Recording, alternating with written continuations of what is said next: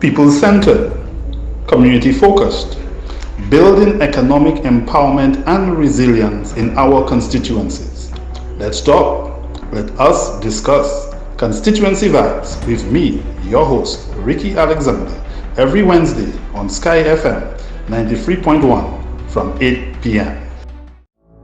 People-centered, community-focused, building economic empowerment and resilience in our constituency. Constituency Vibes Talk with me, your host, Ricky Alexander, every Wednesday on Sky FM 93.1 from 8 p.m. Good evening, viewers and listeners. Welcome to Constituency Vibes, our first show for 2021. And of course, it is indeed a pleasure and honor to be here with you this evening. We want to thank all our listeners and our viewers who were with us last year, who followed our program. So we want to thank you very much. And I'd like to take the opportunity to wish all St. Lucian at home and abroad in the diaspora a blessed, healthy, and productive 2021. As always, we have our housekeeping rules that we will start with.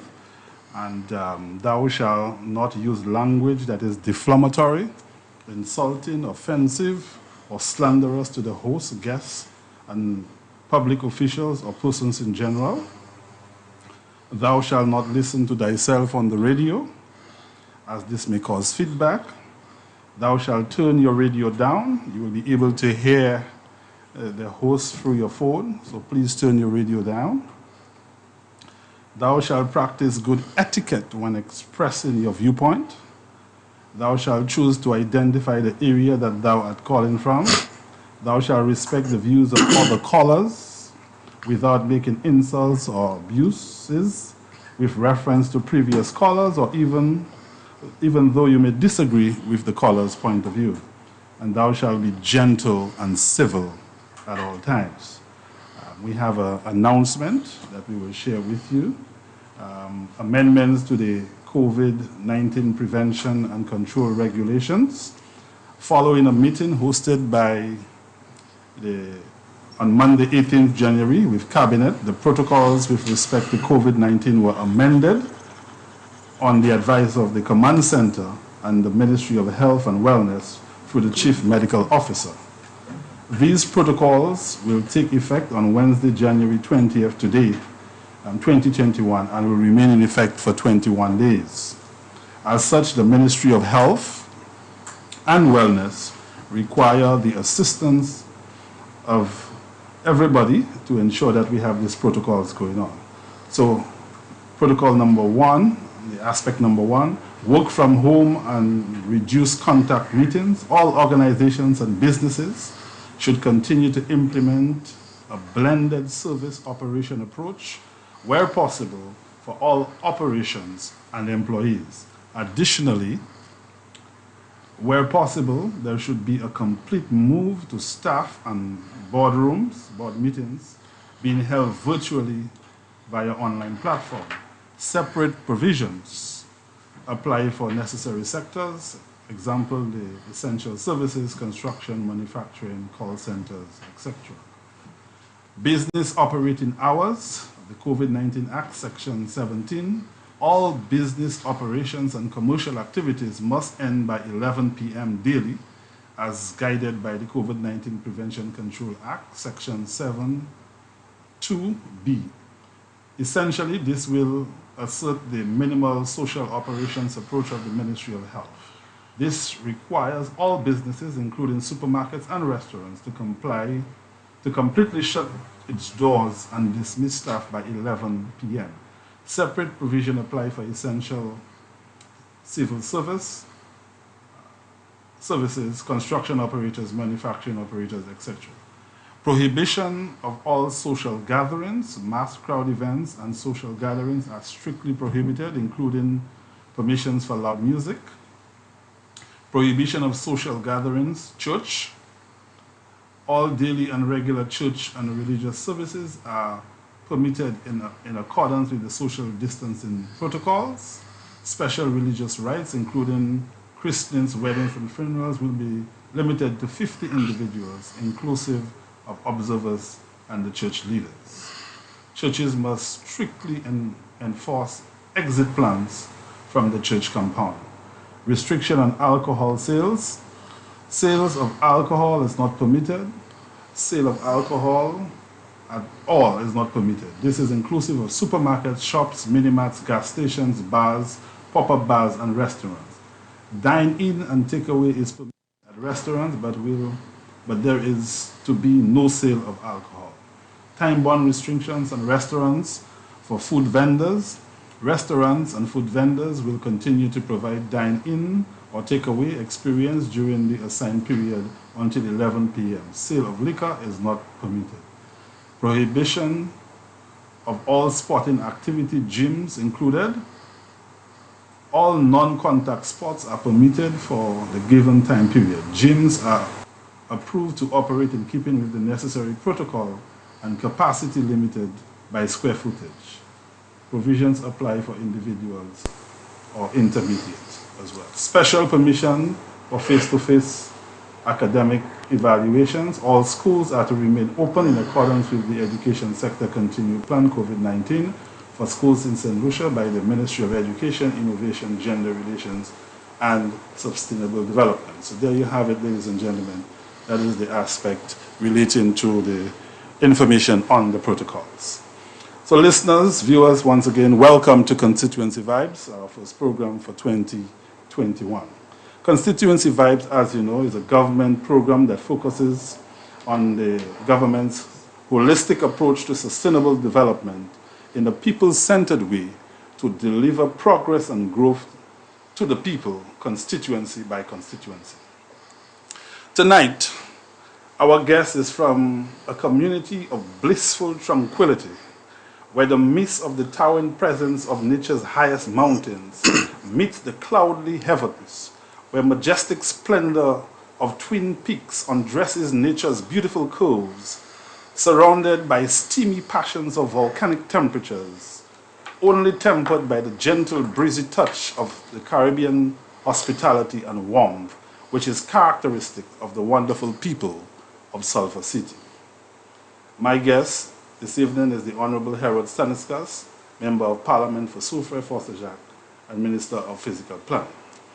Now, listeners and viewers, I must inform you that the government headed by the Honorable Prime Minister Alan Chasney and his team of dedicated men and women of passionate intensity is steadfast through its vision, commitment, and relentless pursuits to usher in a new and progressively different St. Lucia. The government views physical planning as an integral aspect of development, which helps to maximize the use of land and other resources to facilitate orderly development through the introduction of beauty in our settlements and address the issues of incompatible land use. Through strategic development planning, there is a determined and deliberate attempt by this government to implement, to monitor, supervise, as well as coordinate economic decisions made on economic issues in the nation's role in shaping our development goals and our priorities. Minister Harold Stanislas and his team are focusing on physical development planning of the nation in a manner that is well-researched, that is through well-reasoned plans that prioritize and synchronize activities given the scarce resources at our disposal. Honorable Harold Stanislas is the minister who presides over the physical planning department from the perspective of land use planning and urban and regional planning that relates to the use of land or the spatial expression of the desired form of social and economic development to be translated on the ground.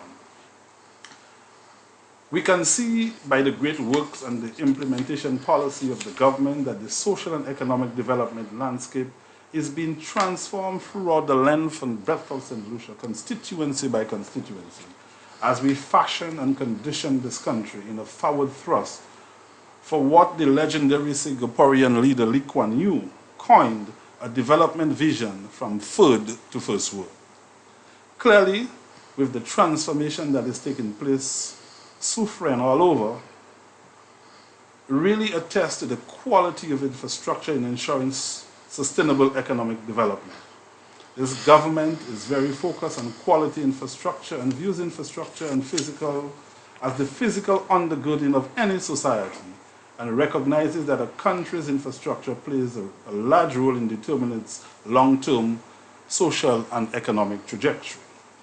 The World Bank sources inform that global infrastructure demand is estimated at approximately 3.7 trillion annually, with the majority of that demand being generated in developing countries. Asia alone will require more than 7 billion annual to support its growth infrastructure needs through 2020, which just finished. As developing countries continue to experience population growth, rapid urbanization, and economic and industrial expansion, the need for effective and high-value infrastructure will remain acute.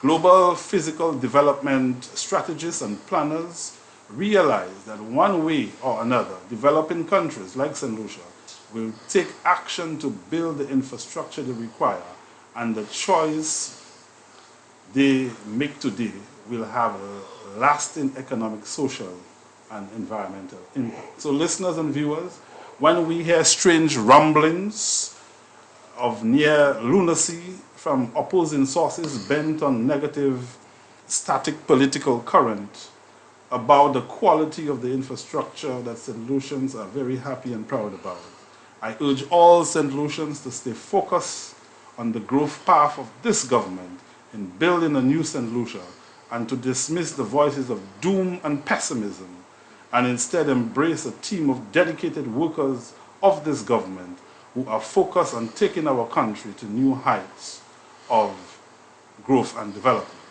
This focus, relentless passion, and consistent effort by our hard-working team of leaders led by our driven and unyielding Prime Minister, Honorable Shastny, understands that quality physical infrastructural development should utilize the best available technology to be reliable, economically and environmentally efficient, and adherent to internationally accepted safeguards and standards.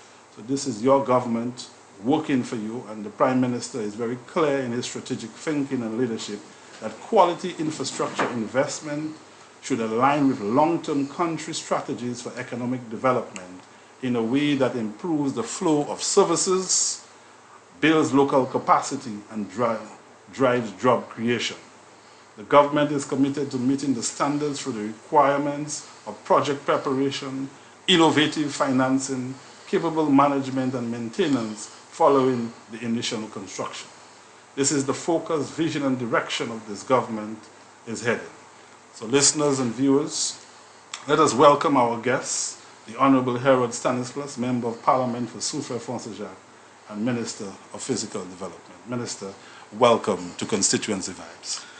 Good evening, Ricky, and thank you for having me on the program tonight.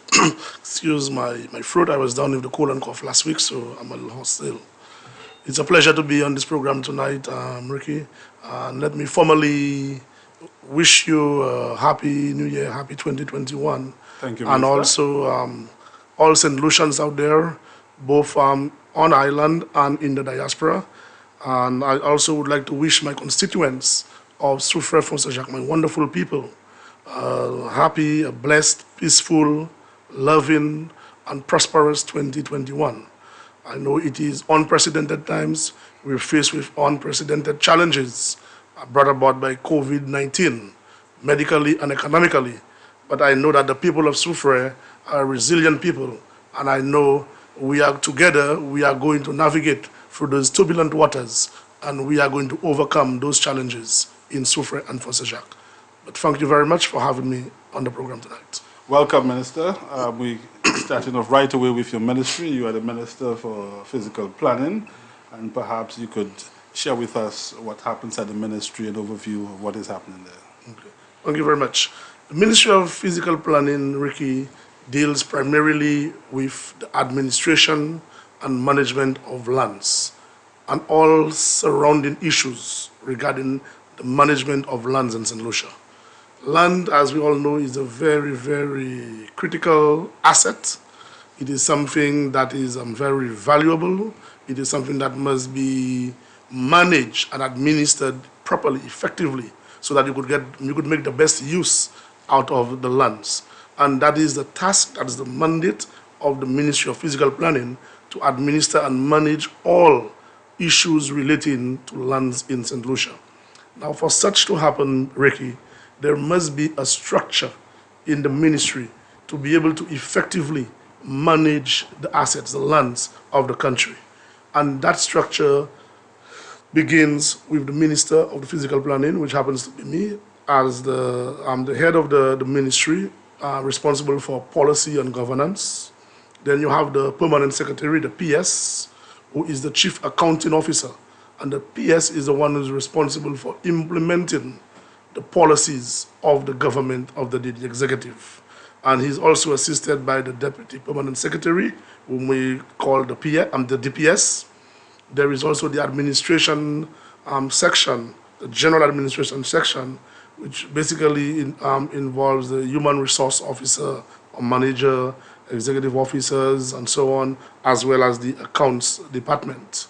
And the ministry itself is divided into sections, critical sections, sections that are very, very important for us to realize our objective, for us to be productive, and for us to be efficient in the management of the lands which have been placed in our care. So one such section is the physical planning section. And the physical planning section is divided into, the planning section is divided into physical planning and architecture. So the physical planning section has physical planning and architectural section. Physical planning is divided into two sections, physical planning itself and the DCA. Physical planning is headed by the Chief Physical Planning Officer with a deputy and the planners in that section, that unit.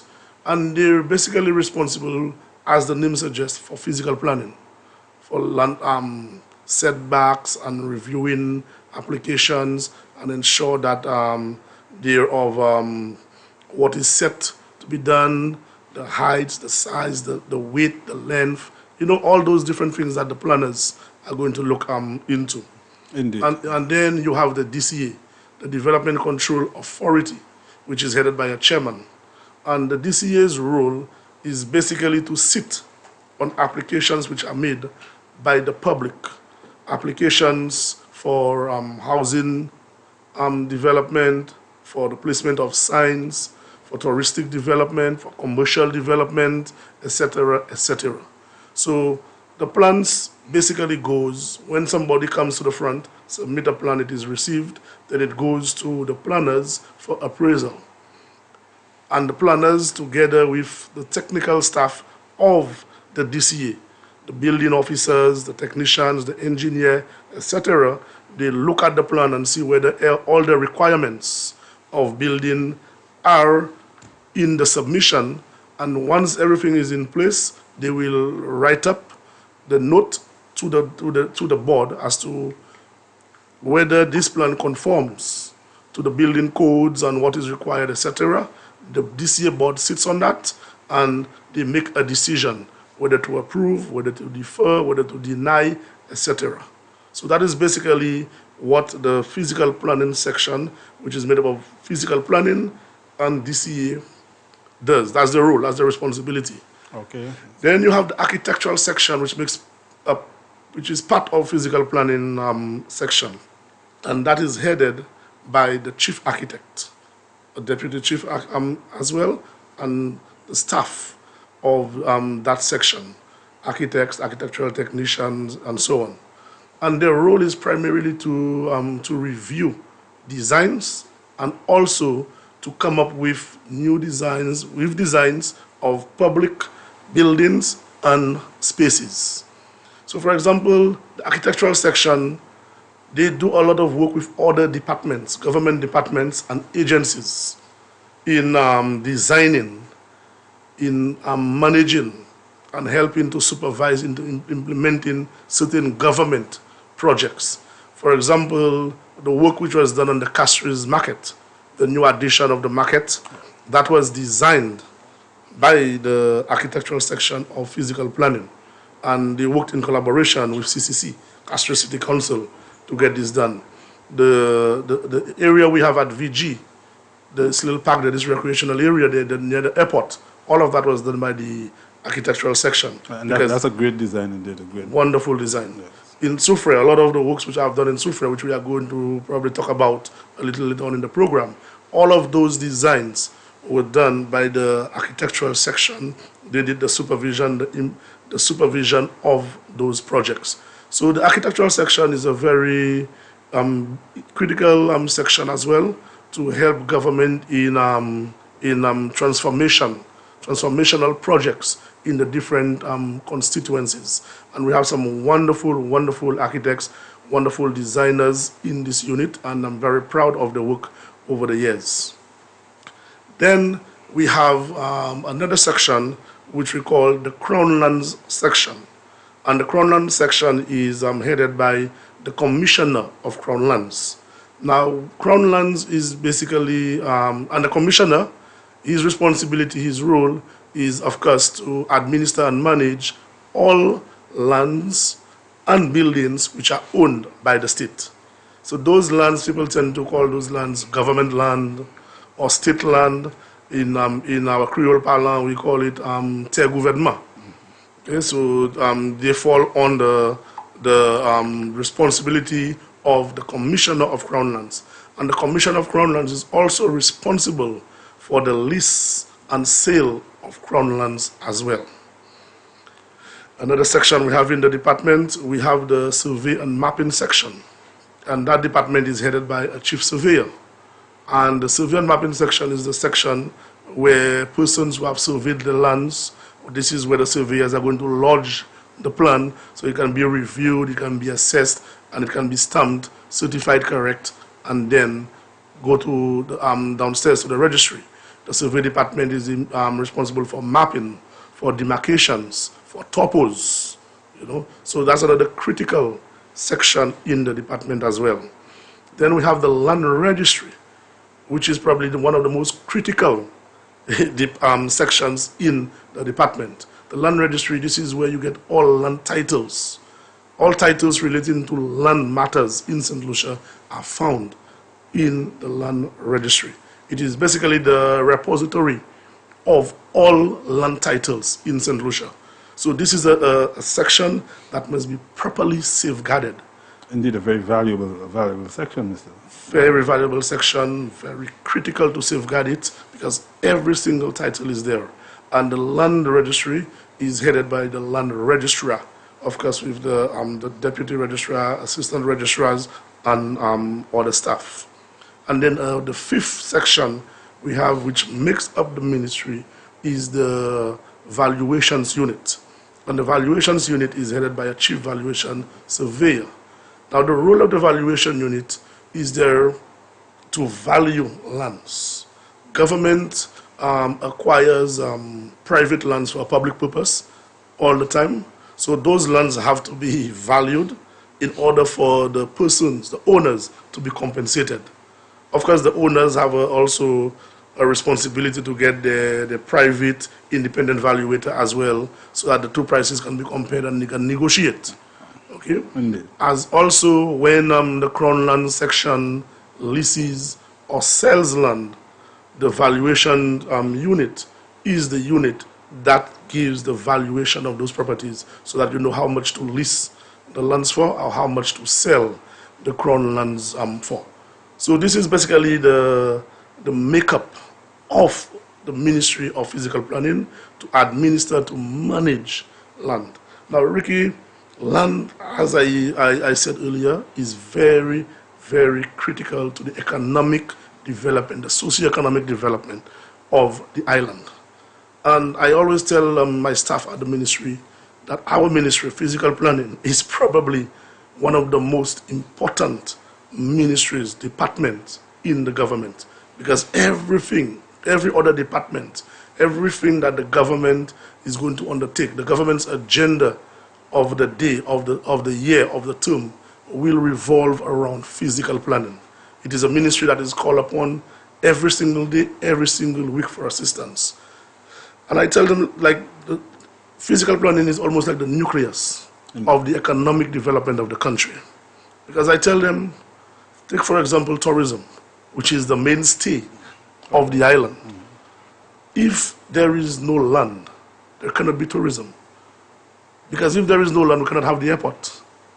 We need the land to build the airport. Absolutely. If we do not have the land, yes, the boats will come by sea, but they have to dock. They have to get off the pier, and you need the land. They have to get into the arrival lounge and get onto the buses and so on. The hotels need to be built on land. The restaurants, where we have the sites and attractions, they're on land.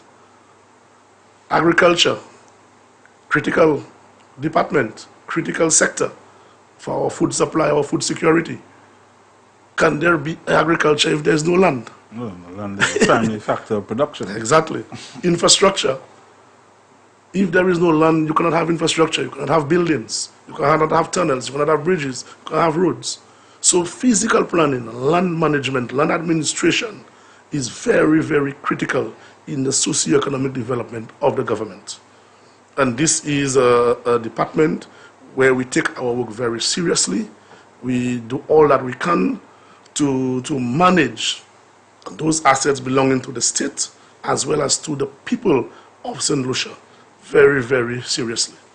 Okay, indeed, Minister. Of course, on such a critical ministry that you have described as the nucleus and the center of government's function, naturally there will be critical policies and policy interventions that your ministry is focused on ensuring that it fulfills its mandates. So share with us some of those critical policies. Yes. Over the past 4.5 years, when I came into the ministry, I spent 1 year at the Ministry of Economic Development, Housing and Civil Aviation with Honorable Guy Joseph. And then I was transferred. I was given the new portfolio of minister in the Ministry of Agriculture, Fisheries, Cooperatives, Natural Resources and Physical Planning, with responsibility for physical planning after that. So I've basically been there for about 3.5 years. And in the 3.5 years, we've done some wonderful, some very critical interventions, policy interventions to help with, again, the effective management of land resources in the country, as well as to better serve the public of St. Lucia, to improve on productivity and efficiency in the ministry. And one such initiative that we've undertaken policy-wise is the introduction of the NSDI, which is the National Spatial Data Infrastructure. And this basically deals with location, basically grid positions. So with this system which we have put in place, because this is basically a tool which is very critical in decision making, provides you with information for critical decision making across the board. So with this system, with this infrastructure, you could actually pinpoint the location of this building to the millimeter, Ricky, the exact location. Say, for example, Ministry of Health intends to undertake the construction of a health center. This policy, this program, this initiative, which we have put in place, again with assistance from the World Bank through the DVRP project, is able to furnish the Ministry of Health with information on the exact location, amenities around that location, type of soil, whether there are waters creating flooding and all of that. Similarly, if Ministry of Infrastructure is to put a road or a bridge, that is going to give them information such as where utilities are laid out, where you have water catchments, where you have soil movement, and all of that information. And that is something, like I said earlier, which could be shared across the board, department after department. The information is tabulated, it is stored there, the data is there, and it could be shared to all departments for decision making, for development in the country. Indeed, a lot is happening, Minister. Quite a lot, Ricky. Another initiative which we have undertaken is the digitization of the land registry, Ricky. And remember, I said that this is a very critical section. This is where all the land titles and matters relating to ownership of lands, of property, of powers of attorney, and all of that, they are stored in this section in the vault, and that must be safeguarded. So you find that there are documents, you have land papers there. Those papers have been there for over 60, 70, 80 years. Some of them about 100 years. Papers you got from the archives and the part of the files and so on. From the colonial times. Colonial times, and some of those papers are slowly, decaying and getting bad and tearing apart and so on. So what we've done, we've undertaken a project where we are going to digitize the land registry, and we have scanned over 300,000 land documents from this section, and every single day that people come and people transact business at the land registry, the documents are scanned and they're put into digital format. Oh, that's a lot of work. It's a lot of work, and why are we doing this? Because this is all part of the government's plan for e-government, to go e-government, digital. So when we scan those documents, you put it in digital format, you use the programs and systems and software, and we're getting assistance from the University of the West Indies with this program, with this project as well. It means that people don't physically have to come to the registry anymore. You do not have to leave Soufrière, you do not have to leave Vieux-Fort, Choiseul, or any of those areas to come to Castries for certain documents or for certain services at the registry. You could stay at your home. If, say, for example, you want a copy of the land register for your property, you just go, you log online through the DigiGov project and so on we have, or the website which we are going to be creating. The platform. The platform where you log on and you put in, if you know your block and parcel number, you put in the block and parcel number, it comes up automatically. You use your debit card, your credit card, you pay for this online, and you get it printed right there at the convenience of your home, your office, wherever you are. Lawyers may not even have to use the clerks to come to the registry for certain services, because they could stay right there. The plan is for them to have a subscription, because lawyers do a lot of business with the registry. So they have a subscription, a monthly or yearly or semi-annual subscription, where they stay at the office and they're able to submit all the documents for the services, the deeds, the mortgages, powers of attorney, and so on, etc., etc. So this is a very critical project, and this is one of the initiatives, the policy initiatives, which we have undertaken in the past 3.5 years, and we are well on the way to getting the land registry fully digitized to serve the public of St. Lucia a lot better, to serve our developers, to serve our constituents, our people. Another policy intervention which we've undertaken as well, Ricky, is the separation of the DCA from the physical planning section. The DCA comes as part of physical planning. And you know the role of the DCA. The DCA is basically there for approving plans, development plans, whether it's residential, commercial, industrial, touristic, or whatever it is. They approve, they monitor, and they also enforce. So if you submit a plan for a house with 2 3 bedrooms, your balcony, your roof in a particular design, etc., and the building officers are going around for the different zones, and they realize that you have done something else. You've added an additional 2 rooms, you've changed the roof, you've changed this and that. They have a right to enforce the laws and let you know, no, you cannot do this. You had to come with an amended plan to add an additional 2 rooms, to change the design of the roof, etc., etc. and then they can give you a stop notice. You know, they can stop the project. They can even take you to court for that. Regulatory Yeah.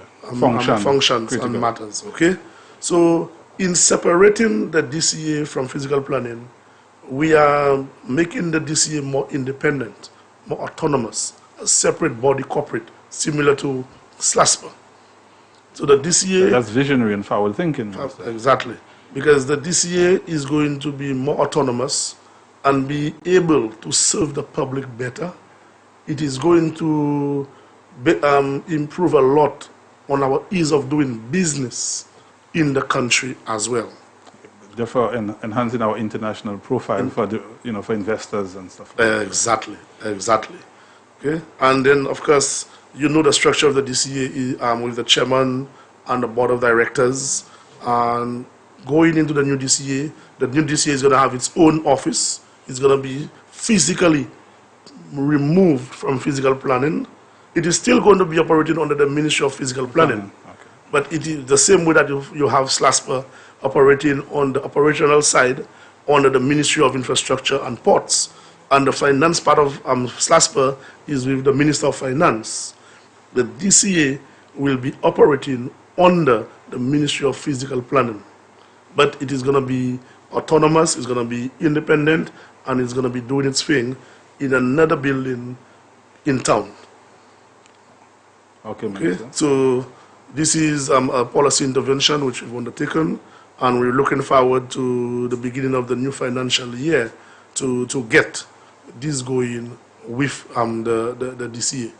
And the intention, the plan is, Ricky, for the physical planning section now, once the DCA is physically removed to its own headquarters, if you may say, the physical planning section now is going to concentrate on forward planning.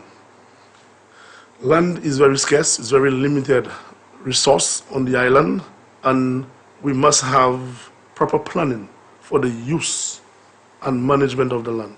As we speak, we do not have any land zoning, land use plans in St. Lucia.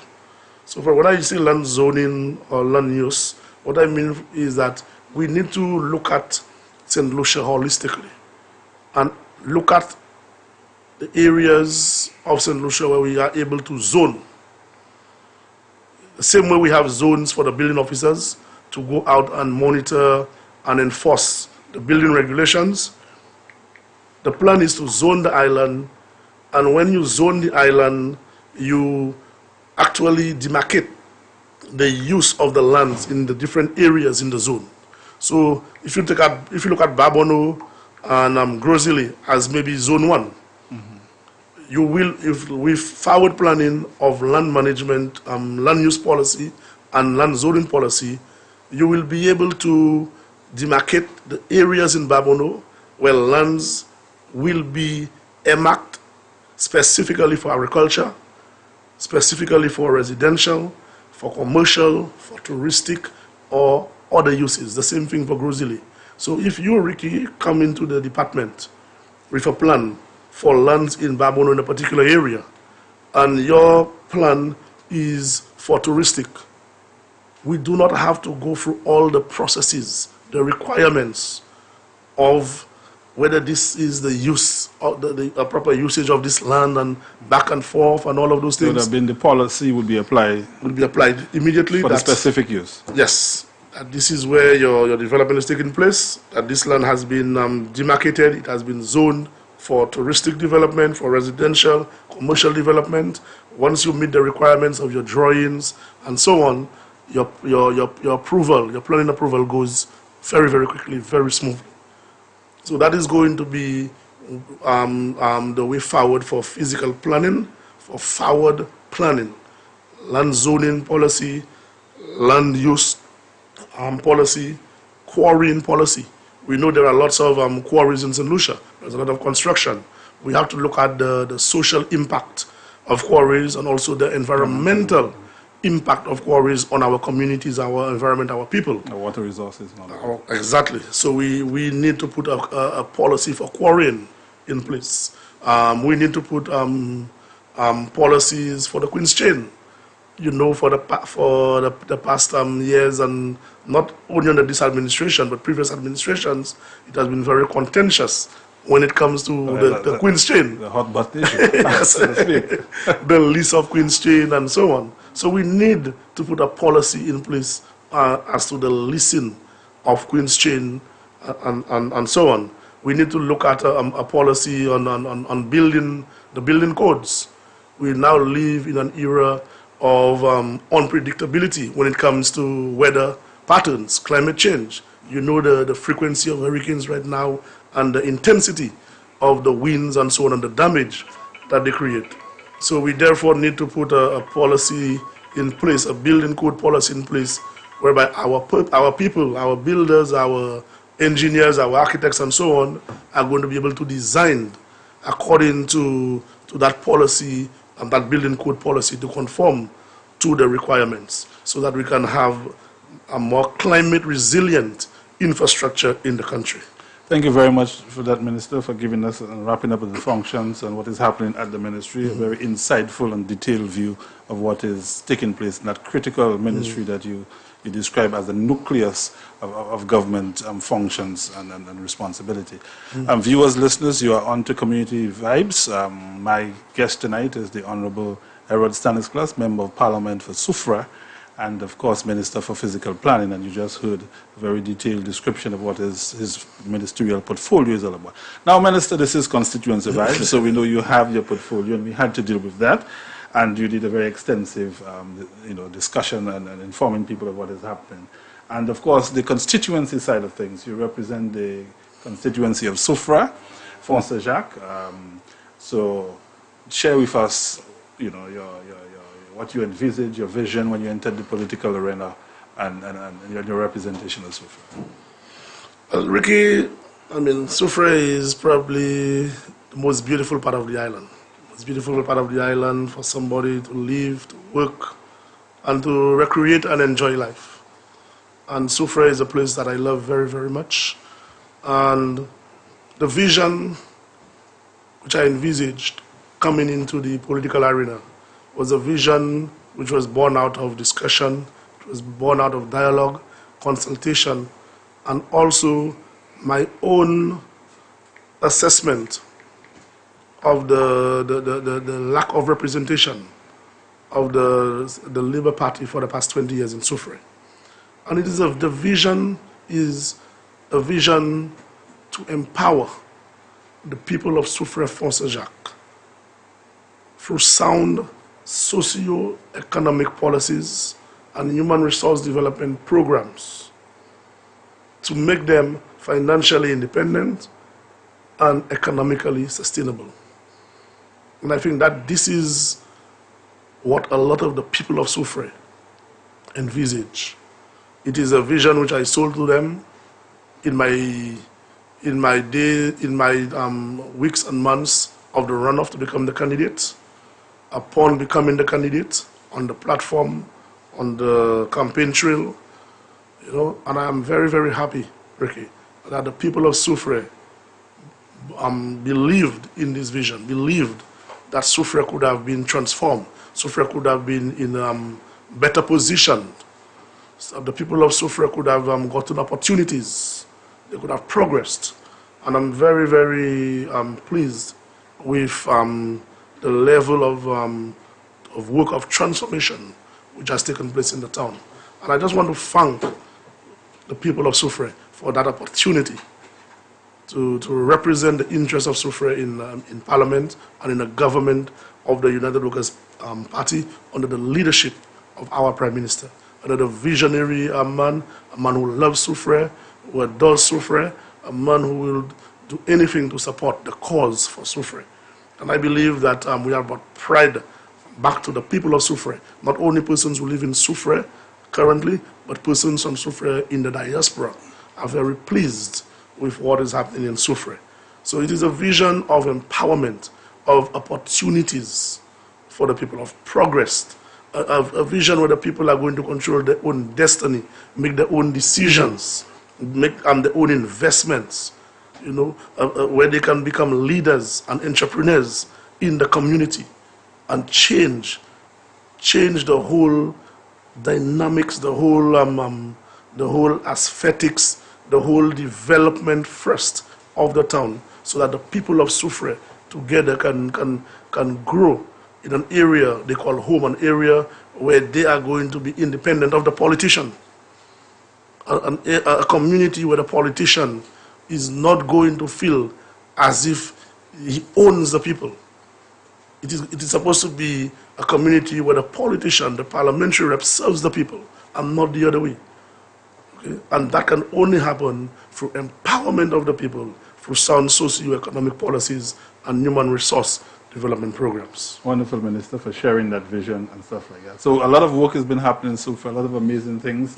So some of the general areas that, would you care to start on some of the general areas that you begin to impact? Well, Ricky, there are so many interventions which have been made for the past 4.5 years.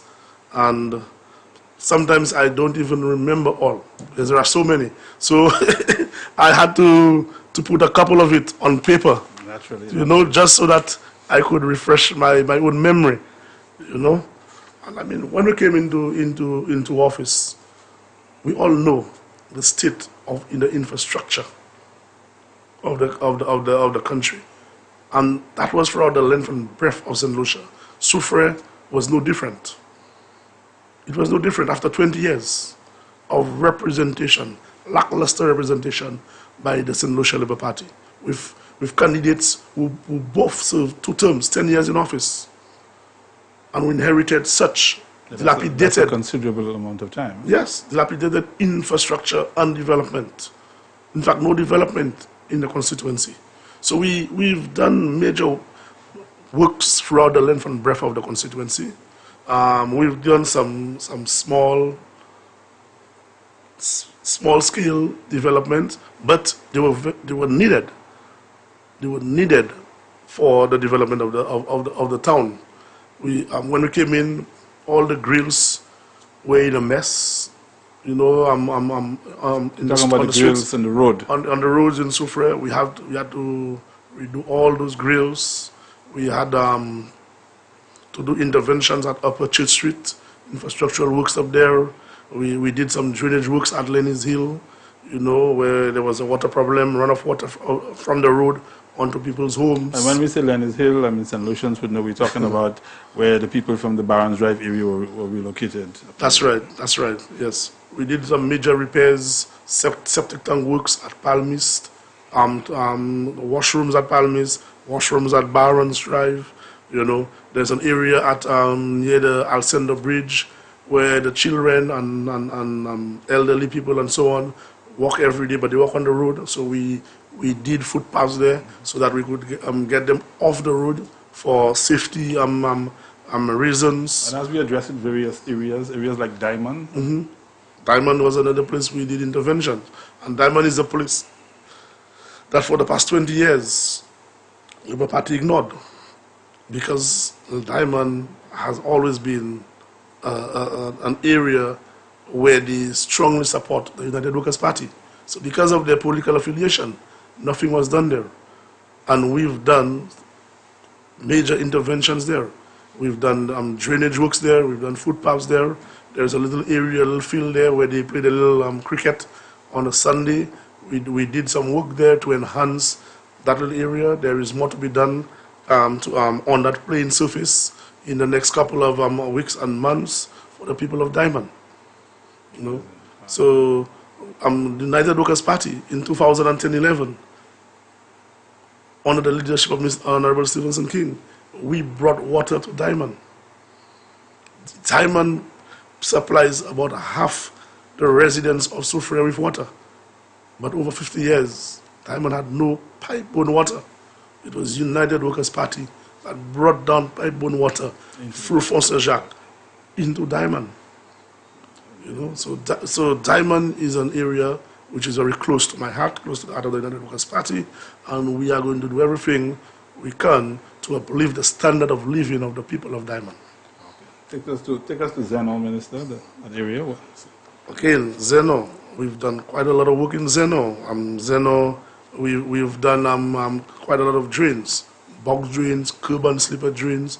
We've done footpaths, and all of this, Ricky, is to improve the standard of living of people, especially the footpaths. Persons for years, when they leave their homes to go to town or wherever they were going, they would probably use 2 sets of shoes. One to get out of the house, when they get onto the main road, to go and wash their feet and put another pair of shoes. Now people are able to walk on concrete from their homes onto concrete and go on to their business.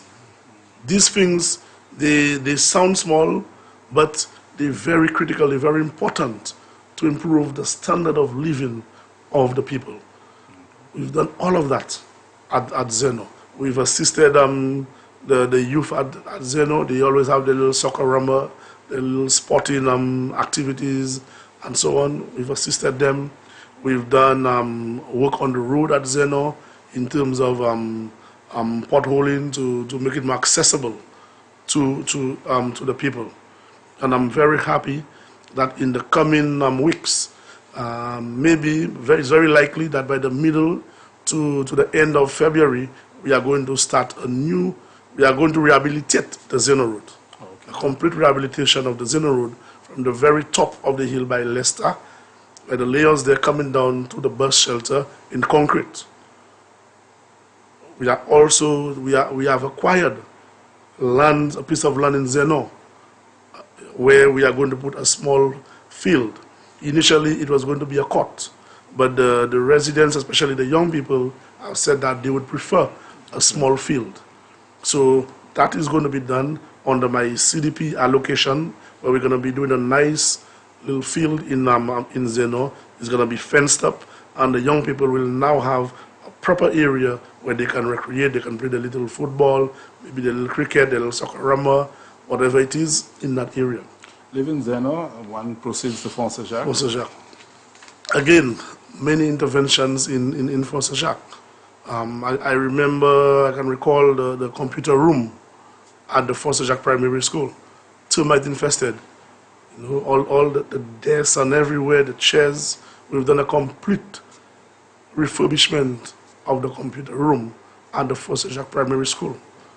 You know, all of that to benefit the young people, the future of tomorrow. We've done drainage works at Tibouk, at Belvedere, at Lac1. We've done footpaths drainage at Leta in Fonsejac. Ravinclair, we've done footpath work at Ravinclair. And one very good intervention which we've undertaken in Fonsejac was the playing field. A complete upgrading of the Fonsejac playing field. And you know Fonsejac very well. Yes, I know you can remember the condition of the playing field, Ricky. Absolutely. All the pebbles and the stones and the soil was rough and rugged. It was like concrete. When the guys were playing there, they would fall and cut their knees, cut their thighs, you know. It was just terrible.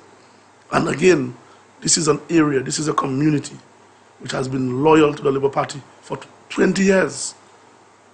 20 years. And they couldn't see it fitting to upgrade a simple field like this.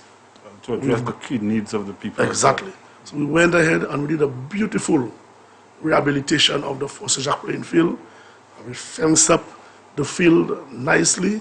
We were able to build a nice footpath to the side of the field, going all the way to the court and to the residential homes opposite the field. We did some rehabilitative works on the court as well. Okay? And I am very, very happy to inform the youth of Fonsejac, the people of Fonsejac, that by the end of February, by the end of next month, we are going to have lights on this field in Fonsejac. This was a campaign promise I made to them, and this is a campaign promise I'm keeping. We have already signed the contract. The lights have been ordered. It's going to be 2 lights with, I think, either 3 or 4 major LED bulbs on each pole, and we are going to light up that field. The court was built by the previous administration, but the court did not have the infrastructure of washroom, changing rooms. And it is so sad, so unsightly to see young girls, women on this court recreating, playing their netball and so on. And when they want to use the washroom, they have to go and hide in the bush. They have to go to a shop and ask the owner to use the restroom and so on. So we are going to put a restroom facility, washrooms, changing rooms underneath the court so that it can be accessed by the young people who are going to be using the court as well as the field in Fort Jacques. So we've done quite a lot of work in Fort Jacques for the past 4.5 years. Health minister is a critical area as well, and so some of the things. Health. In Soufrière, remember we had 2 major fires at the Soufrière Hospital. We've gone there, we went in, we repaired the hospital, we did major works to repair the hospital. We were able to get some new equipment for the hospital. Some equipment was by the EU. We were able to get monies through corporate society. Sugar Beach, I approached Sugar Beach, and they helped us with equipment for the X-ray room, for the laboratory, and so on. We've done works on the Mocha Health Center, the Itangs Health Center. So we've touched almost every sector, in fact all sectors in the constituency. Wonderful. The cultural elements, I know Carnival was something that was dead and dormant, and I know you were a critical road in that regard. Very true. For over 9-10 years, there was no carnival in Soufrière. And we all know that carnival is in the DNA of the people of Soufrière. We've produced about maybe 2 or 3 national carnival queens coming from Soufrière. We had major calypsonians, calypso competitions and so on from Soufrière. Our carnival used to be big, it used to be the thing in St. Lucia at one time. And I felt it necessary, it was a promise which I made again on the campaign trail to revive Soufrière Carnival. And what I did upon assuming office was to set up an events committee, Soufrière Events Committee, which was tasked. The main task was to revive Carnival. We had another monthly event activity called the Soufrière. They were also tasked to plan Independence Day activities as well as Journée Creole activities and any other activity, whether it is on a national level or a local level, deemed necessary, important to revitalize the culture, the arts and the craft in Soufrière. And we were able to have Carnival in Soufrière for 3 years. And Soufrière Carnival had become the best carnival after Castries. And I know had it not been for this pandemic, 2020, Soufrière Carnival would have been the biggest carnival in St. Lucia, because we would have had a massive carnival in Soufrière. Minister, I know a lot is happening, and so let us just go back to Fort Jacques. And one of the critical things, the Rainforest Road and area and the farmers and the impact there. Yes. After 10 years, so many. Again, we had this major landslide in Fort Jacques. That's on the way to Ambassador Trail, Edmonds Rainforest Reserve, next to the home of a Mr. called Mr. Edison, who is deceased already. And this landslide took place since 2010, Hurricane Thomas. October 2010, the entire road to the forest, Ambassador Trail, to farmers' lands was cut off because of one landslide. And it had to take your humble servant to come into office, and in 2018, we cleared the landslide. Not only did we clear that one landslide next to Mr. Edison, but we were able to clear every single landslide beyond this main landslide all the way to the entrance of the forest, the Edmonds Forest Reserve. And what what happened, Ricky? Now taxi drivers are able, the tour companies are able to drive all the way into the forest. They bring tourists for rainforest hikes, bird watching, go down to the Ambasso Trail. So there is revenue, there's tourist dollars now coming into Fort Saint-Jacques. The forest rangers, they're now making money, they're working, government is receiving revenue, other tour guides are making money, and most importantly, the farmers who abandon their land in that area, and this is very fertile. You are a forest officer, so you know the land, the quality of this land there. You know, fertile land. Once the breadbasket is in exactly. You know, rich with water all around. You could grow almost anything in that area.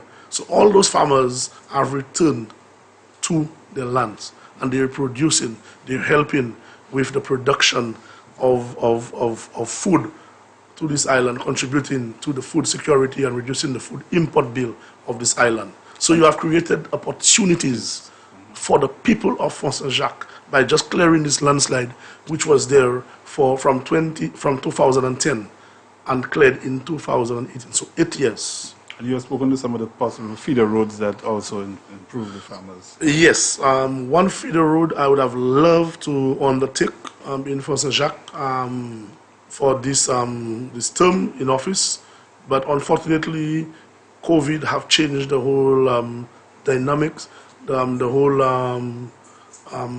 thinking in relation to the allocation of resources, and that was the Zaminot, the Dago Road.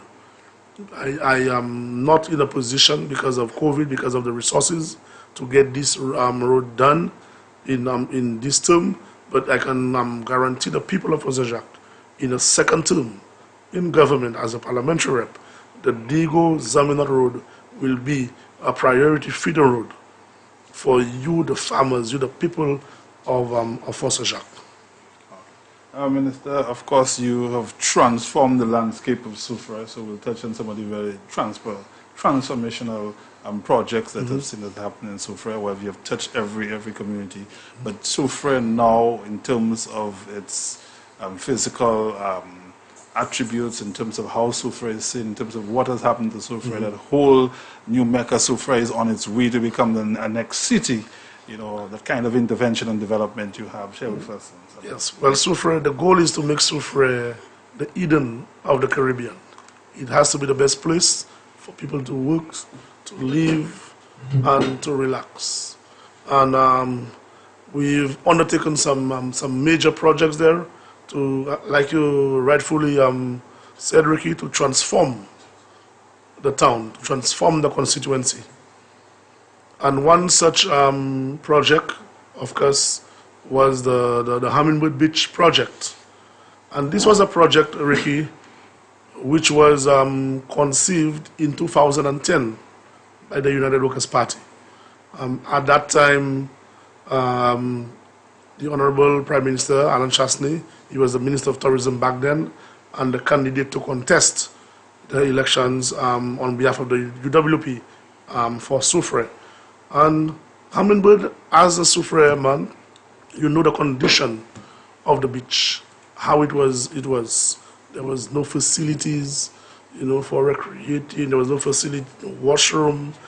There was just one lady with a little shack where she would have some bakes, some dals, some snacks. The place was just messed up. So we felt that there needed to be an upgrade of that beach, because this is the beach that Soufriérians, locals, would come to on a weekly basis, and especially on a weekend, on a Sunday. Children and parents and everybody, family setting would go to that beach.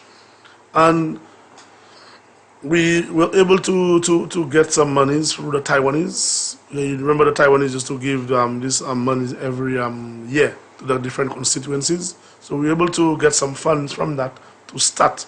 After we did the designing, the conceptual design, then the working drawings, and gotten the approvals and so on, and engineers and so on involved, we started the project sometime in 2011. Unfortunately, United Workers' Party, they lose the elections in 2011. Then you had the Labour Party coming into office. You had my predecessor as parliamentary representative. And we had already constructed a platform, concrete platform, a platform which was to receive some of the concession booths which are currently there. And absolutely nothing was done to the Hummingbird Beach project for 5 years of representation. He never touched it. He never even, we went there once, I believe, in office, and said that it was, they cannot see where the $400,000 or the $450,000 went. And nothing, not even a brick was laid on that foundation, Ricky. And that is a project which was so critical to enhance the beach, the Hummingbird Beach, for our local people.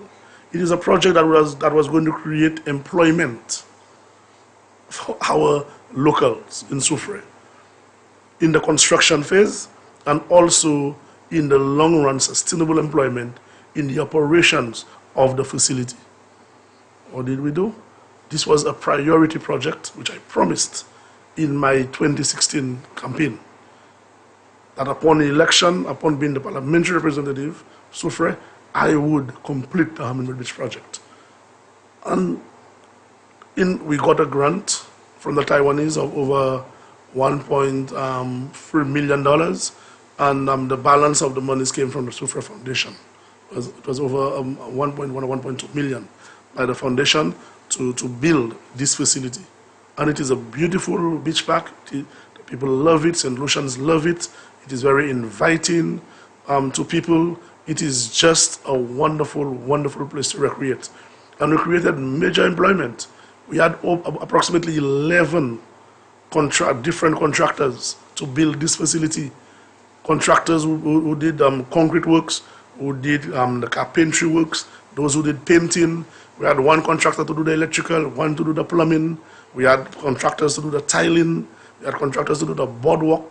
So a number of contractors were involved in the construction of this facility, and over 60 jobs was created in the construction phase. Now the place is opened. You have young persons now, Ricky, who have become entrepreneurs. And that is what it is all about. Putting the facilities, the infrastructure in place so that the people could take advantage of it, could make opportunities out of it to empower themselves. And you have many persons there who own boutiques, restaurant, bar, movie place, and so on. And they have employed other persons. The Soufrière Foundation manages the facility. They have hired additional persons, wardens, security, hostesses, supervisor, etc. It is a place now where, that was pre-COVID, cruise ship passengers, the taxi drivers used to bring in cruise ship passengers. Expand and grow. Exactly. Some of the speedboat operators from the north, when they come down, they will be coming down to Hummingbird Beach, because what you find is that there's an issue of overcrowding of the Sugar Beach and the Anshasni. So the project was designed, was conceptualized, was built so that all those tourists who are going to be flocking those two beaches would now come to Hummingbird Beach, and this is where they would spend the hour and a half, the half a day. Thereby creating great economic opportunities for the people of Soufrière. Not only those who are on the beach operating, but those persons who take 10, 15, 20, 30 minutes from the beach and maybe walk down into the town. And they would be able to patronize businesses in the town as well. So there would be that trickle-down effect coming into Soufrière because of those visitors, those tourists coming onto the Hummingbird Beach. Some important work was done at the Sulphur Springs in terms of the pools and increasing the size of attraction and so forth. Mm-hmm. This was another project which we undertook. Almost every day, every week, there was an issue of overcrowding because we had one pool, one mud bath pool. And the mud bath became a major attraction at the Sulphur Springs. The therapeutic qualities of the water. Therapeutic qualities of the water, and also benefits and so and also there was this show, this American show, The Bachelor, I believe, which was filmed at the Sulphur Springs, and as a result of that, the place became very popular with tourists, especially American and Canadian tourists, and some Europeans who would follow this show, this program. So what we did, people would line up all the way onto the roadside or next to the cashier's booth to get an opportunity to go into the bath, the mud pool. So what we did, the foundation, we got the architectural section of the Department of Physical Planning to come there to see exactly what was going on, look at the landscape, and put a design of additional pools together for us.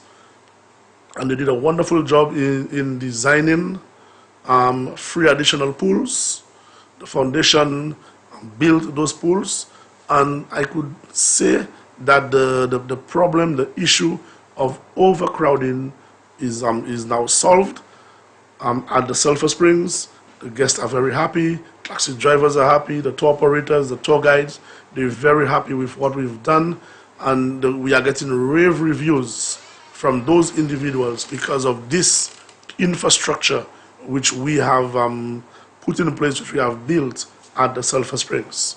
Now, the Sulphur Springs, the pools are not the only forms of intervention which we intend to have at the Sulphur Springs to add value to the product which is sold there. Because it's all about value added. And with value added, Ricky, you get additional revenue. With value added, you're able to create more employment. With additional revenue, you're able to spend more and do more for the people of Soufrière and St. Jacques.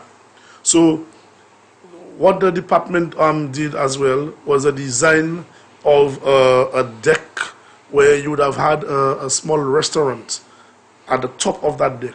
You would also have a boutique where a local person will be able to rent or to lease this boutique and sell local souvenirs depicting the volcano, right? Some souvenirs which are unique.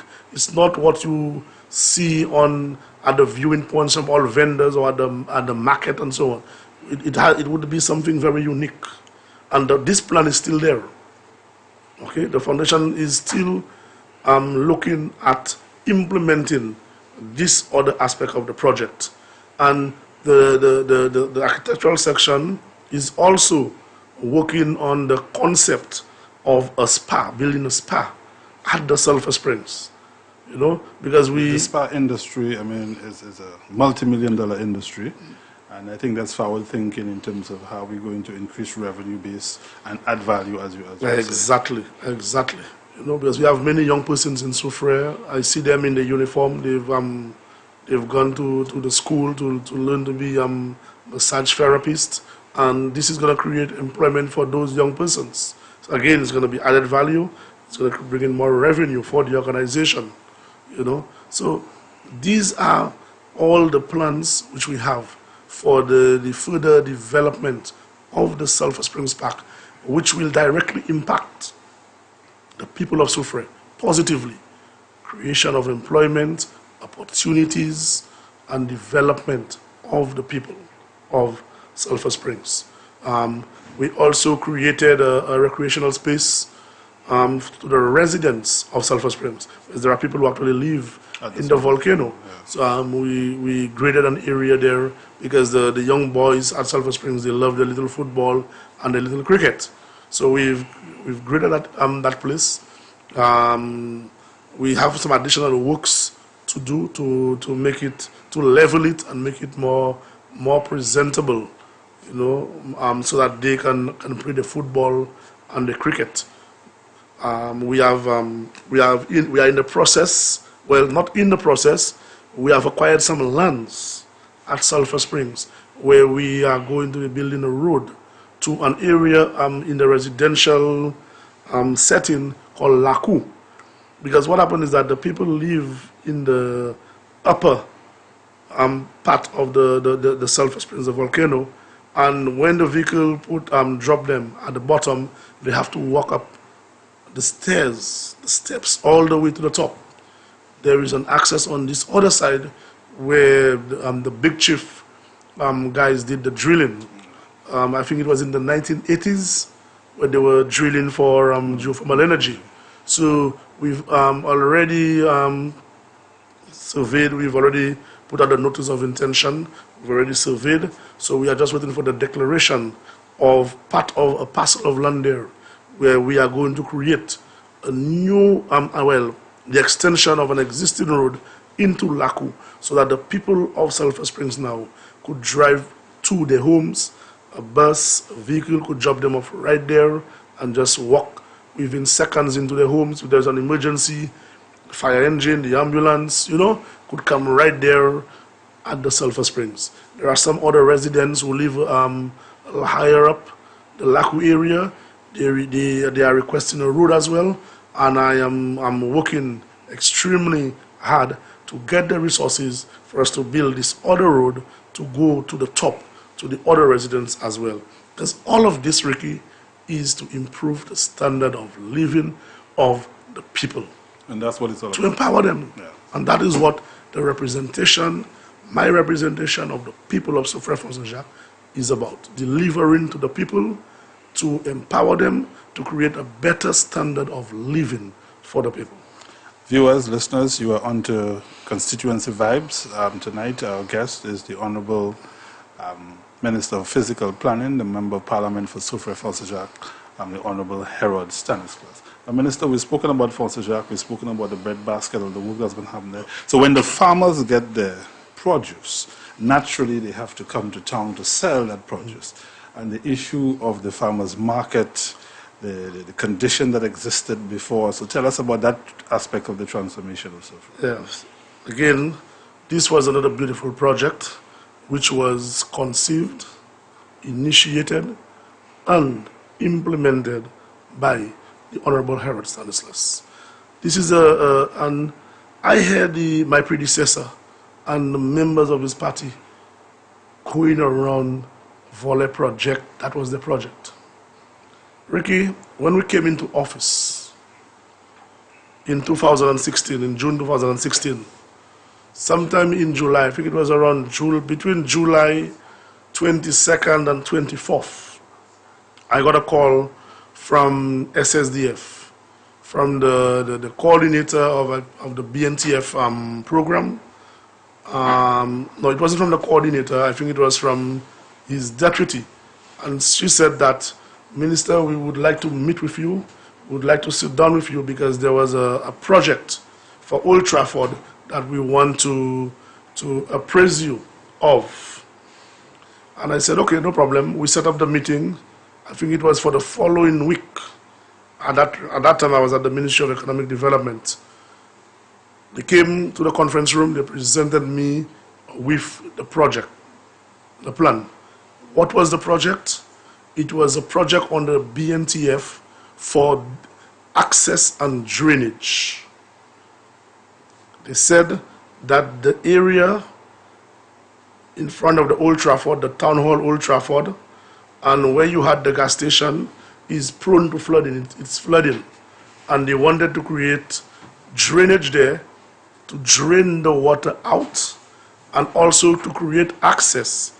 And when I looked at what they had a plan to one-way in onto the Old Trafford. You can remember how the Old Trafford was because this is an area where long ago it was a playing field where you had a lot of cricket, you had a lot of football, especially football, which is the biggest sport in Soufrière, being played. And then, of course, after Hurricane Thomas, in clearing the debris and dirt and soil and so on all over the town to open up the town, to get the town back on its feet again, a lot of those materials were dumped or placed on Old Trafford. And at one time, part of the Old Trafford, the materials, when it settled, was level and so on. So there was a plan that they showed me to build a concrete platform of 100 by 120 feet in size. Okay? And on that had areas, sections for a car park. And they said that on a Saturday, the vendors would come on that concrete platform instead of being on the sidewalks. Right there, I told them this project cannot continue because this project does not conform to the vision, to the development plans of this facility. I told them, furthermore, there is no more flooding in this area. And why there is no more flooding? Yes, the area used to flood at one point in time, but after Hurricane Thomas, there was a drain that was built from by the tunnel area going down. It went under the Old Trafford to go into the river, to throw the water into the river. There is also another drain which was built alongside the hospital on the road. So water from that area now, from the Wingsville area, would come down there and join another drain passing right under the Old Trafford going into the river as well. And I told them that every year the river is going to be desilted.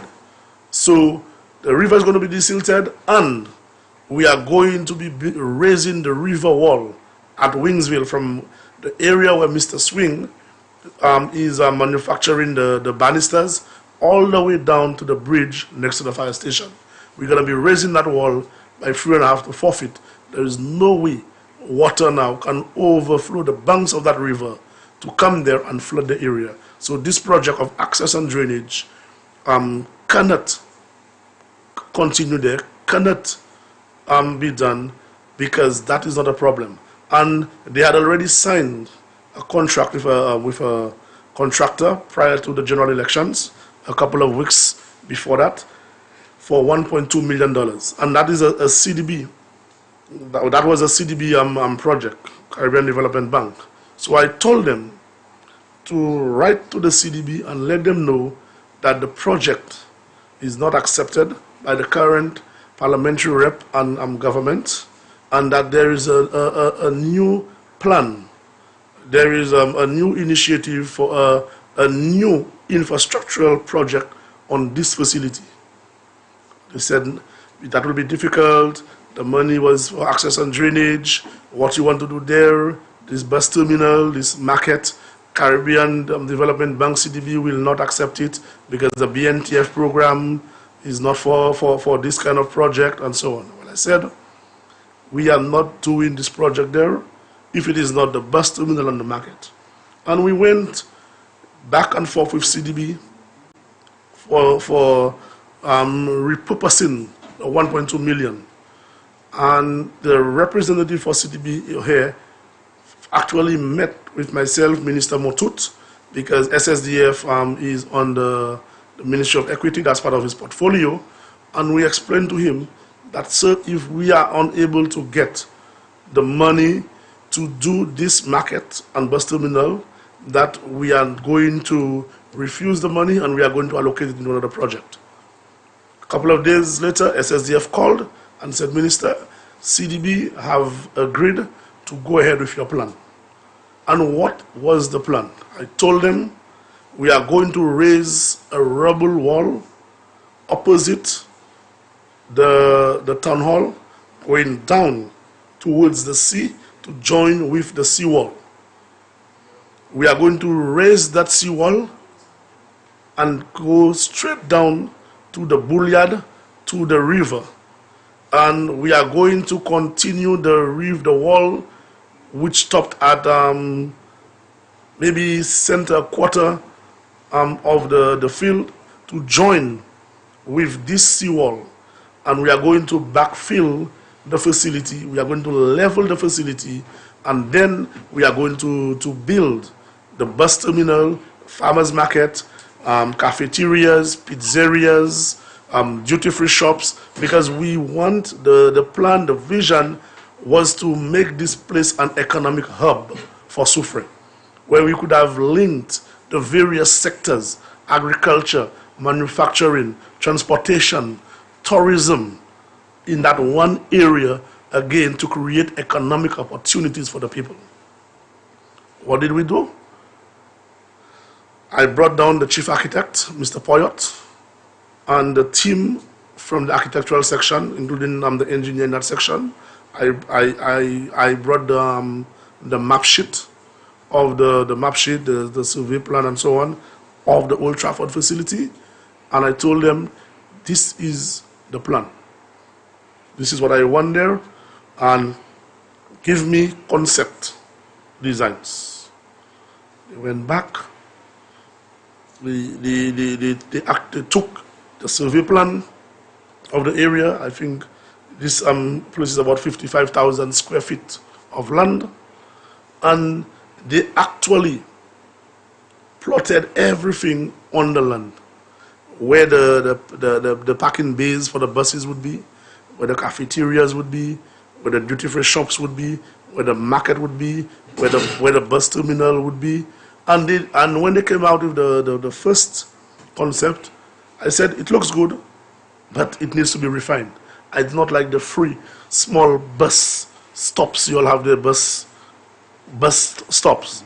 We need to do something more integrated. More integrated, something more modern, but in keeping with the architectural aesthetic of Soufrière. And they went with a second concept, which we refined, and then we came out with the final concept. And you have what you see there right now. Okay? You have what you see there right now, with the bus terminal, the porte cochere, the concession booths, the restaurant in the market area, and we have other phases to undertake on Old Trafford. So let me get this right, Minister. You were saying that the idea of the previous idea of the bus terminal by the opposition was just a flat surface. It was, they had no plans for any bus terminal, any market. It was just 100 by 110, 120 feet concrete slab with parking bay areas so that vehicles could park, not buses, vehicles could park, and on a Saturday they would make space available for the vendors, the farmers, the vendors. So the vendors would have been still exposed to the elements. Would have still been exposed to the elements. As you know, Ricky, the first market actually started on High Street in Soufrière. Yes. I think it was in 1902 or something like that. Yeah, way back. Okay, way back. Okay? And the vendors would have been exposed to the sun, the rain, the wind, the dust, and everything. Okay? And after the Sunday, all the vendors would go back on the streets, on the sidewalks in Soufrière from Monday to Friday. Okay? Wow. I said that this is not going to happen. We are going to put those vendors in a proper, comfortable place, because those farmers, they toil that land every single day in the sun, in the rain, in bad weather, and on a Saturday when they come to sell their produce, we cannot expose them to these type of conditions again. So I made sure that I was very forceful, very adamant that CDB would reallocate that $1.2 million for access and drainage into the plan that we had. Now, the $1.2 million, Ricky, did not do the bus terminal or the market. It was just the infrastructure of the retaining wall alongside the town hall, half of the seawall, and the roads you see in the terminal, okay, in the complex, with the parking areas for the buses and customers and so on, and leaving the areas open for the other phases of Old Trafford. My CDP allocation is what was used to build the bus terminal with the concession booths, as well as the farmers market, the plumbing, the electrical, and so on, and the marking of the parking bays, the landscaping, and all of that. Okay? You put the finishing The touch. finishing touches. So when I hear my predecessor on the Labour Party talking about your Volley project, I have to ask myself, what are those individuals talking about? This was never the plan, it was never the vision, it was never the concept, it was never theirs. Okay? It was never theirs. It was access and drainage and a concrete slab for vehicles to park on. That's what they had there. And I said, I do not want this. This is a disgrace. This is not what that the vendors and the people of Soufrière deserve. They deserve a place that is going to create linkages and economic opportunities. And I'm very happy we had about 3 or 4 different contractors who after the civil works was done by the contractor which was hired by the Labour Party before the general elections. We had about 4 contractors who did the actual bus terminal and the market. We had other contractors who did the painting. We have free concession booths where we were able to list out through the council free Soufrierians who are now entrepreneurs. You know, they have this market and drivers, Creating small persons businesses are able to, yes, small business, to eat, to drink, and so on. The vendors sell to them, etc., etc. So again, opportunities created there. And we have 2 other phases, phase 2 and phase 3, coming up under the village tourism project, where additional concession booths will be built, again, designed by the Department of Physical Planning and Architectural Section, supervised by them, implemented by the Soufrière Constituency Council. And there we're going to have a barber shop, we're going to have ice cream parlor, we're going to have other restaurants, etc., etc. Okay? This is how the Old Trafford complex came into being. And then you have the Soufrière Foundation. I think we have staff there as well. Yes, the Soufrière Foundation is helping with the security of the place. They've undertaken the security officers, the coordinator there, to ensure that the place is safe, persons' property, persons' belongings are safe, and the property itself remains in pristine condition. Our Minister, the other interesting and wonderful project that has transformed Soufrière as well, the Soufrière Town Square. And of course, so I'll let over to you to give us the background. That's another interesting, controversial issue as well. So let's put this to rest finally, once and for all. Again, the Soufrière Town Square. UWP, the Prime Minister, myself, we never took ownership of the square to say that the Soufrière Square is our project. When we came into office, the Soufrière Square was ongoing. It was a project that started sometime in April, about 6 weeks or 7 weeks before elections. We decided, the Prime Minister decided that Soufrière was the first constituency that he would visit. Came down, we went to the Hummingbird Beach, we went to the hospital, and then we walked up to the square to see what was going on the square. When we got there, Ricky, we were surprised to see the mess which was taking place in the square.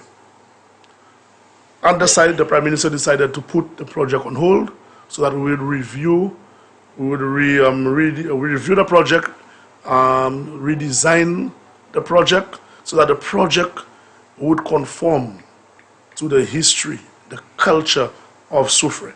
Because what we saw there was a disaster. There was an area of the square. This is the area opposite the Home Hotel. I think that's Princess Street. This is called. This area was not level with the other area, the JQ side.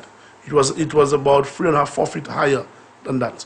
We had to break down about 3 rows of steps there.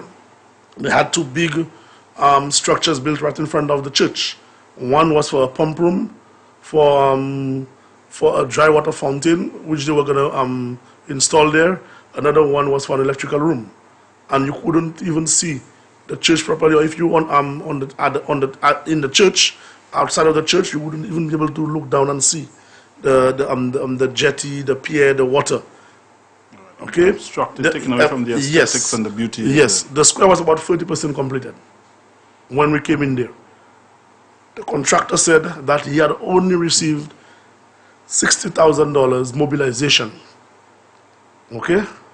So the project was put on hold, went to review to get information as to the project, which ministry was the implementing agency, supervising agency, etc., etc.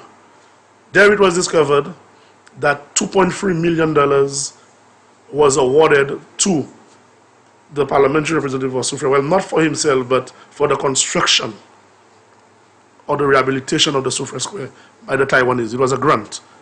Okay, a grant was given to the government of the day, I guess through the parliamentary representative approaching the Taiwanese and so on and making his case and making a plea. Okay, which is welcoming. The contract was given to a local architectural firm for design and building of the square. The firm designed the square and they subcontracted it to somebody in Vieux-Fort, who then subcontracted it to the guys in Soufrière. The guy in Soufrière had already received about $60,000 mobilization fee, he said, on the site when the project was put on hold. When we did all our investigations, there was only about $850,000 left. And the project was only about 30% completed. Interesting. Okay? In the design, there were the amount of access and sitting areas we have, they did not have all of that. We created more, better access, wider access, more sitting places. We removed those two structures for the pump house, electrical house. We had to level properly. The dry water fountain was taken out, and a number of other stuff was taken out. We put in additional features in the square. And there was a day I was in cabinet and we were talking about the square, and the Attorney General told me, Brother Herod, there is a monument, I think, which is going to be the excellent, the perfect thing for your square in Soufrière. So I told him, which monument? He told me he was speaking with a gentleman, an artist, and the guy did a monument. The Freedom Monument. The Freedom Monument. It was I think it was a wax. It wasn't a wax, but it was a monument. He told me that the guy did. I did not know at the time, and that monument was sitting in a warehouse for over 15 years. They said that the guy is interested in getting the monument placed at the Soufrière Square. So he gave me the gentleman's number. I called him. The guy told me, yes, the monument is there. He did the monument about 15 years ago. He got paid in full and so on, and that I am free to go to the warehouse, wherever it was, to have a look at it. Again, the architectural section, through the chief architect and the technical people, they were the ones involved in the redesigning of the square. So we went there to take a look at the monument. When we got there, we did not think twice. We said that this was the perfect monument, the Freedom Monument, depicting Flore Gayabois, this runaway slave and so on, who hid in the freedom fighter in the mountains and would free the slaves and so on. Okay, and the monument, the design took into consideration the placement of the monument in the middle of that fountain, that water fountain. Okay, we never took ownership of the square as our project. We said that the square was put on hold so that we can review, assess, and redesign the square, which is exactly what we did. Okay, and the square is not a Labour Party project, a Labour Party square or UWB square or Herod Square or my predecessor's square. It is the square of the people of Soufrière. The bus terminal, the Old Trafford complex, it doesn't belong to me. Had it belonged to me, I would have been the only one accessing it and using it. It belongs to the people of Soufrière. And for Jacques, the hummingbird does not belong to any government, any party, any parliamentary rep. It belongs to the people of Soufrière, for Jacques, and St. Lucia in general. Okay? So this is the story behind the Soufrière Square. But I'm very happy that the architectural department, Mr. Poyot came together for beautiful redesigning of this square, the landscaping, I mean the equipment, I mean the water fountain that the guys had there was a dry water fountain that was going to be operated through internet and different stuff. And you have to ask yourself, Ricky, when this thing breaks down, how is it going to be maintained? What was the maintenance cost on this? How would it be maintained? We went with a simple water fountain, simple water features that doesn't cost much money, easy to install, easy to maintain, easy to look after. And it is beautiful, it is authentic, it is pleasing, it is welcoming, and visitors, Rufarians, both here in the diaspora, the whole of St. Lucia love what came out of the Soufriere Square. And I'm very, very happy that the project was completed and the people of Soufriere are loving it every single day. Wonderful, Minister. Minister, we'll move to the other interesting and fabulous project, the Soufriere Mini Stadium, and just let me note a few things there. The St. Lucia Football Association, Inc., SLFA, in a press release, February 23rd, 2019, you had a grand opening at the Denry Mabuya, in the Mabuya Valley area. And of course here, what is interesting, and let me read for our viewers to hear about what is happening. That's a very important picture we have up there on the screen. The press release says, it is strange to think that this initiative, this goal project, originally meant to have been a FIFA Goal Project 1, has been 20 years coming, overseen at least 4 different presidents and overtaken by multiple national football facilities by another goal project. The FIFA Goal Program was initiated by the then FIFA president, Sepp Blatter, way back in '99. The idea was to launch a tailor-made development and assistance program designed to release projects based on the specific needs of national associations. The first project envisaged for St. Lucia, then under the leadership of Mark Ree, was a headquarters for the football game. According to the Minister of Sports, Mario Michel, that's show you how far back we're going, the facility would include an inter alia, a standard international size football field, 2 small training fields, 3,000 capacity sitting area, 10-bed dormitory administrative offices, coaching rooms and referees offices, as well as a gymnasium and a swimming pool. The vision was detailed in 2006, but we'll get to that a little bit later. The press release continues, make no mistake, the new facility will be good for St. Lucia football. National teams will better be able to prepare for regional, international games, etc. What is interesting, and we come into the Soufriere Mini Stadium, of course, the government of St. Lucia, meaning the United Workers' Party, Alan Chasney-led government, through consultant Don Lockerbie, has outlined its own rudimentary vision for multiple national football facilities and community facilities with artificial playing surfaces. It is left to be seen whether this will be accomplished within 20 years and whether their promise will match the eventual reality. Source: St. Lucia News Online, February 28, 2019.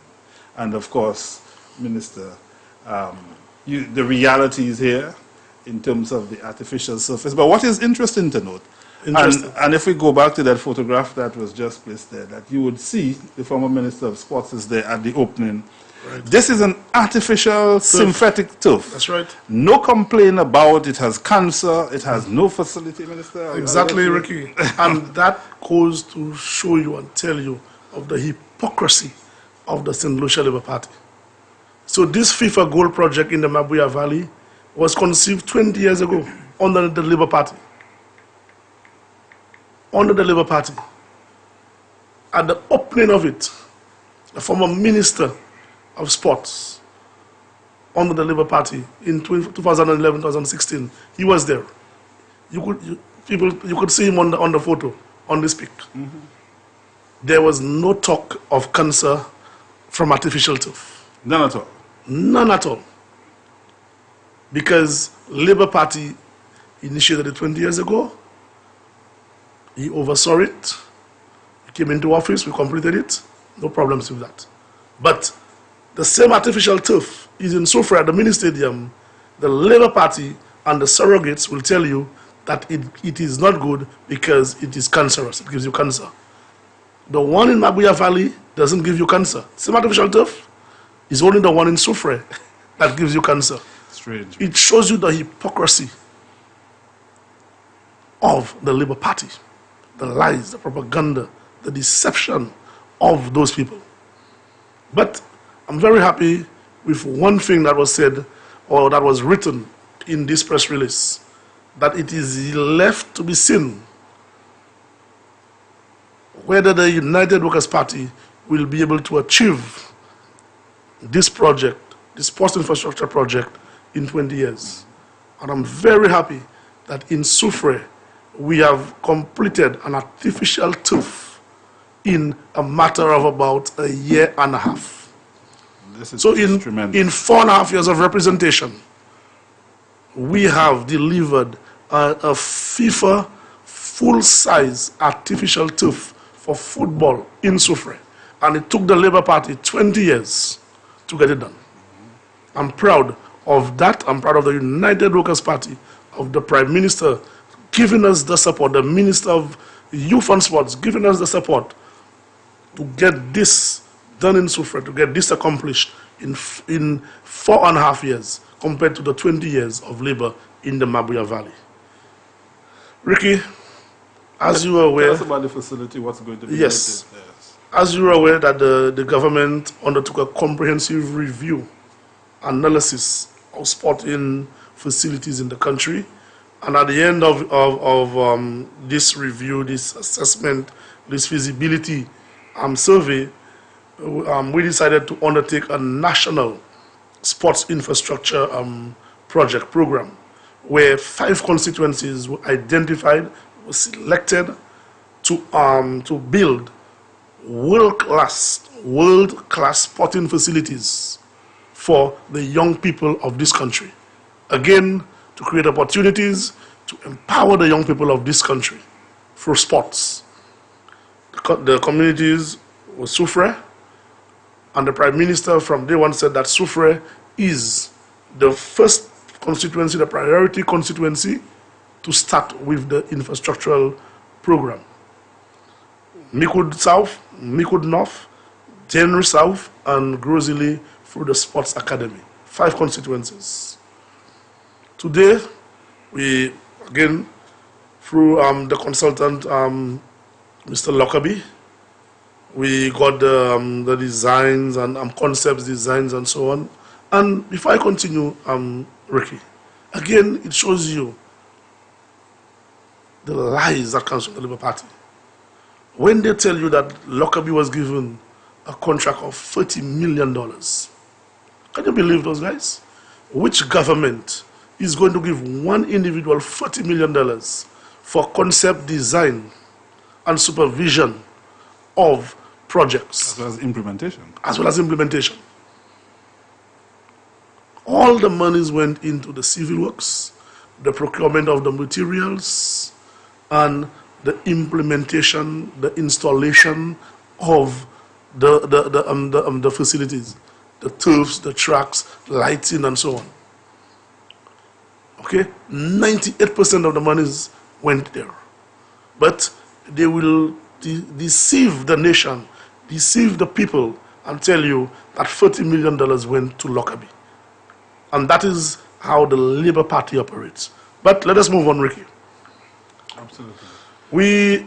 After Mr. Lockerbie did his concept design and so on for Sufre Mini Stadium, we had consultations with various groupings in Sufre as to what we intended to do with the playing field, the mini stadium, what was the plan, what was the vision.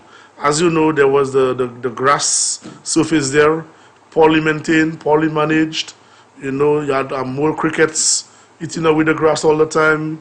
It was always an issue with even getting fuel for the weed eater, the lawnmowers, to take care of the grass, etc., etc. Some individuals were not happy, they were not pleased with the artificial turf plan. Others were very happy. In fact, majority of persons were happy. One of the main issues which came up was cricket.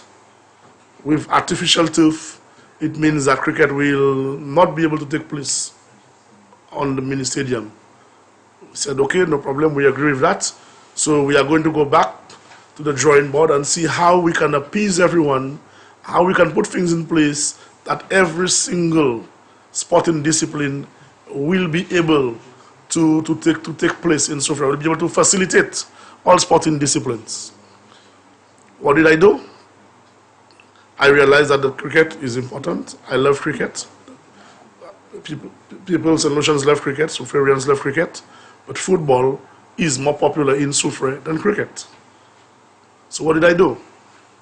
I looked around the constituency from Myers Bridge coming down, Booton all over Sofre, and see where would it be feasible, where would it be possible to put another field, another grounds which can be used for cricket.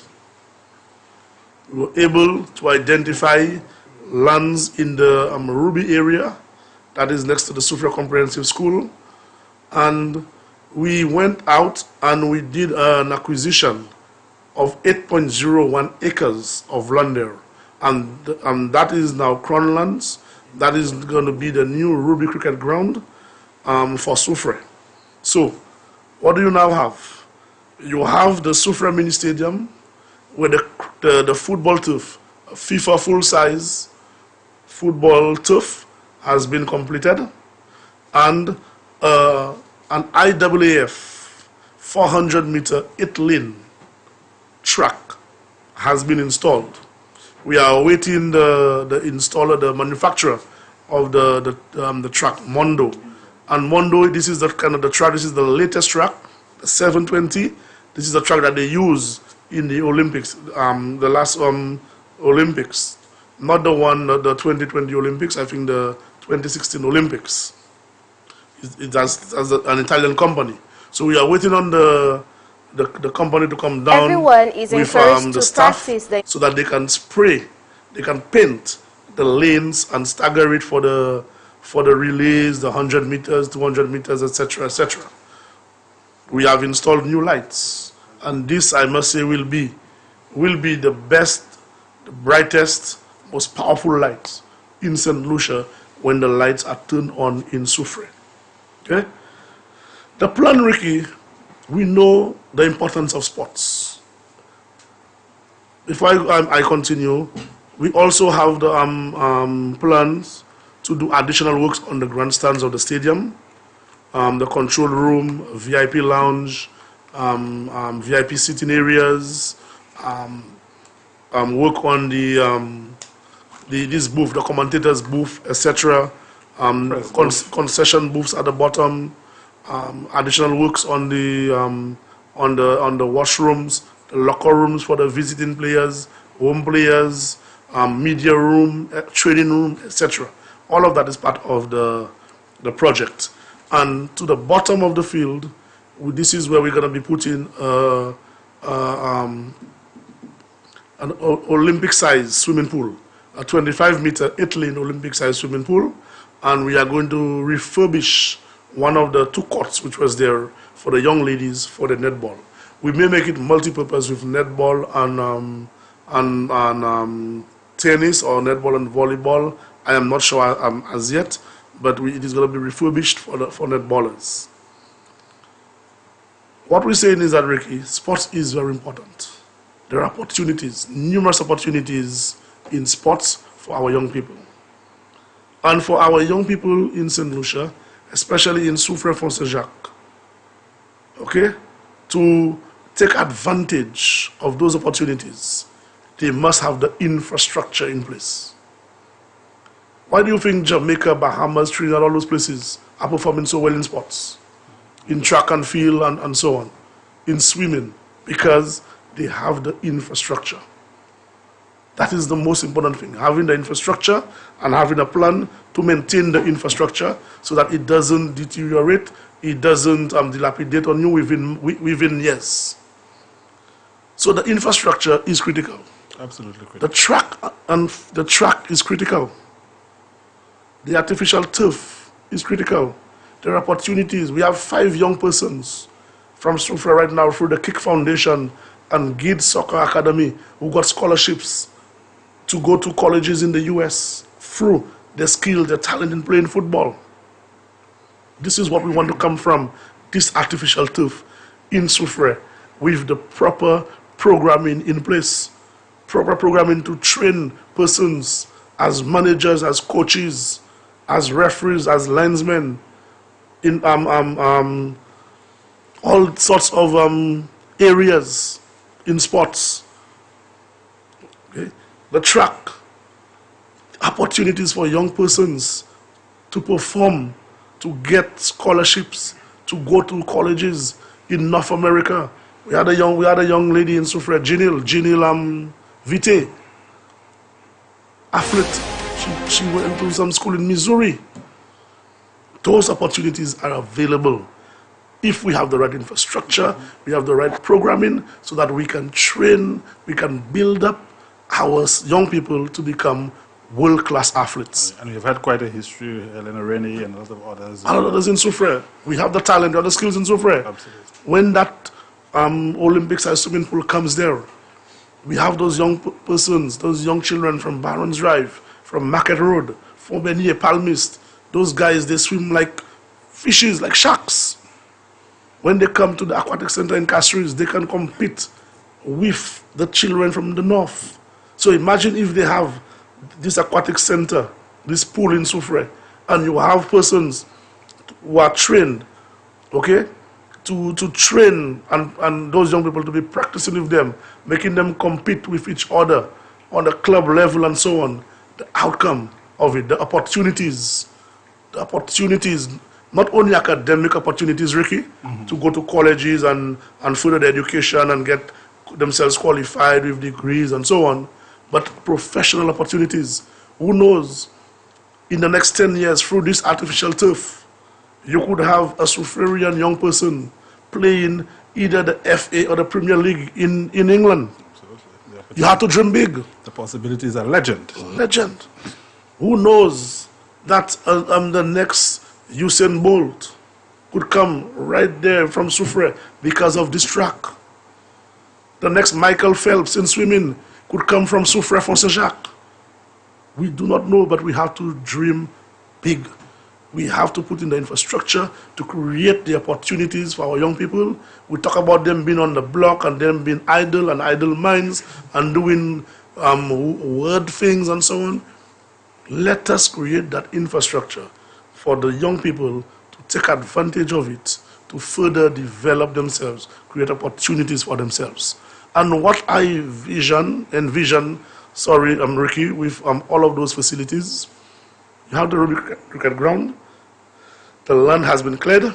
We are in the process now with through the survey department helping us, getting the different elevations and so on, to excavate the cricket ground, to level it, grass it, get the cricket pitch going.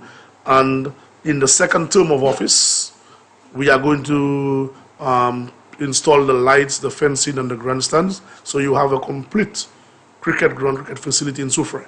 So we want Sufre to be the hub for sports, the breadbasket of this country, the mecca of tourism, and the hub of sports. So you want that on a particular evening, a weekend, that you have a cricket match at Ruby Cricket Ground. At the same time, you have a football match, or you have a track and field event at the mini stadium. You could have a swimming activity, a swimming meet at the pool. In town, on the basketball court, you could have the young people there for a basketball tournament or something. So persons now have choices to go. Parents, families, friends, neighbors, other persons from other districts would come down. They have a choice of cricket, football, or track and field, swimming, basketball, netball. And everybody now in the community is involved in sports, youth development, and supporting encouraging the young people of Soufrière to do better, to do more, to take sport seriously, because the infrastructure has been put in place for you. Listeners, you are on to Constituency Vibes. My guest this evening, tonight, is the Honorable Harold Stanislas, Member of Parliament for Soufrière Fosse Jacques and Minister of Physical Development. Our lines are now open, 456-0931, so you can feel free to call in as the Minister begins to have been discussing Soufrière, the development, and we are now about to touch on the new development and what is happening there, and so the lines are open, so as we continue the discussion. Yes, and there's so much more that we've done, Ricky. Chateau-Belair, this was a place that for years there was no internet, there was no cable. The cable internet got to the bottom of the hill at Fondo, never went up. Kids, parents were begging, were asking for internet service. Especially in this COVID environment. Yes, the online that was services, pre-COVID, and look at now. That's good foresight. We called Flo, I spoke to the country manager, Mr. Williams. I told him, I need your assistance. We need to get the people of Chateau-Belair internet cable. Today, they're very happy. They have internet cable. Belfond, sorry, not Belfond, Boaden, same thing, no cable, no internet. Kids, parents, persons who are professionals, studying, they need this. They got it. Spoke to him again. We were able to bring cable, we were able to bring internet to the Colombet area, to Bouton. Again, to create opportunities, to give people an avenue for development, to become independent, to empower them. Ricky. Boaden, Belfond, they have a water problem. For years, weeks, days, they wouldn't get water. I've had discussions, sit-downs with Wasco, and Wasco is saying you are forestry man. Yes, that the amount of water that they used to get in the catchments in Fosse Jacques, they don't get it anymore. And therefore the pump, which they have at Moka, in the free road at Moka, does not get sufficient water.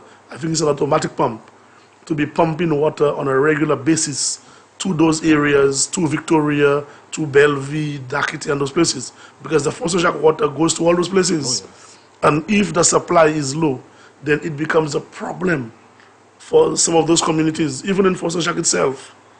There are times when Mini, when Fosse Jacques, when Moka doesn't have water. What did we do? We went out and we acquired lands in Belfond, lands in Boaden for Wasco, so that Wasco could build platforms to put water tanks. Because Wasco told me, Minister, if we're able to have storage, we can guarantee you that we could pump to the facility 3-4 times a week, and the people will have a more constant flow of pipe-borne water. We've acquired those lands. Wasco have spoken to the individual contractors, either this week, or I know they were in Soufrière at Belfond Baden on Tuesday, to show them the area, the designs, and so on. So anytime this week or next week, the platforms will be constructed so that Wasco could place 4,000-5,000 gallon tanks on each platform in each area. So Belfond is going to have 20,000 gallons of water, Boaden 20,000 gallons of water, to help with the free flow of pipe-borne water into the homes of the people of Boaden and Belfond. Listeners, we are on to Constituency Vibes. Our lines are open. The number is 456-0931. Our guest, the Honourable Member for Parliament for Soufrière, the Honourable Harold Stanislas, Minister for Physical Development. Yeah. New Currently, development, the roads and yes, other things are happening. Currently, we have the new development roads ongoing, Ricky. This is an area again. For over 30 years, almost 40 years, nothing has been done at new development for the people of new development. The roads were in a deplorable condition. And you had 20 years of... Drivers did not want to go up there to drop people or anything. Some of the residents, they had no zeal to even drive their vehicles on the new development road. But you had 20 years of the Labour Party representing Soufrière, and nothing was done to the roads. Excuses after excuses. Land belongs to a private developer. Private land, government cannot do anything about it. I promised the people of New Development in my 2016 campaign, elect me, and I am going to rehabilitate every single road in New Development. And I'm very happy, Ricky, that under the OECC road project, that we were able to get the funding for the New Development roads. We've started the roads. A couple of the roads have been done. In fact, one road has been fully paved.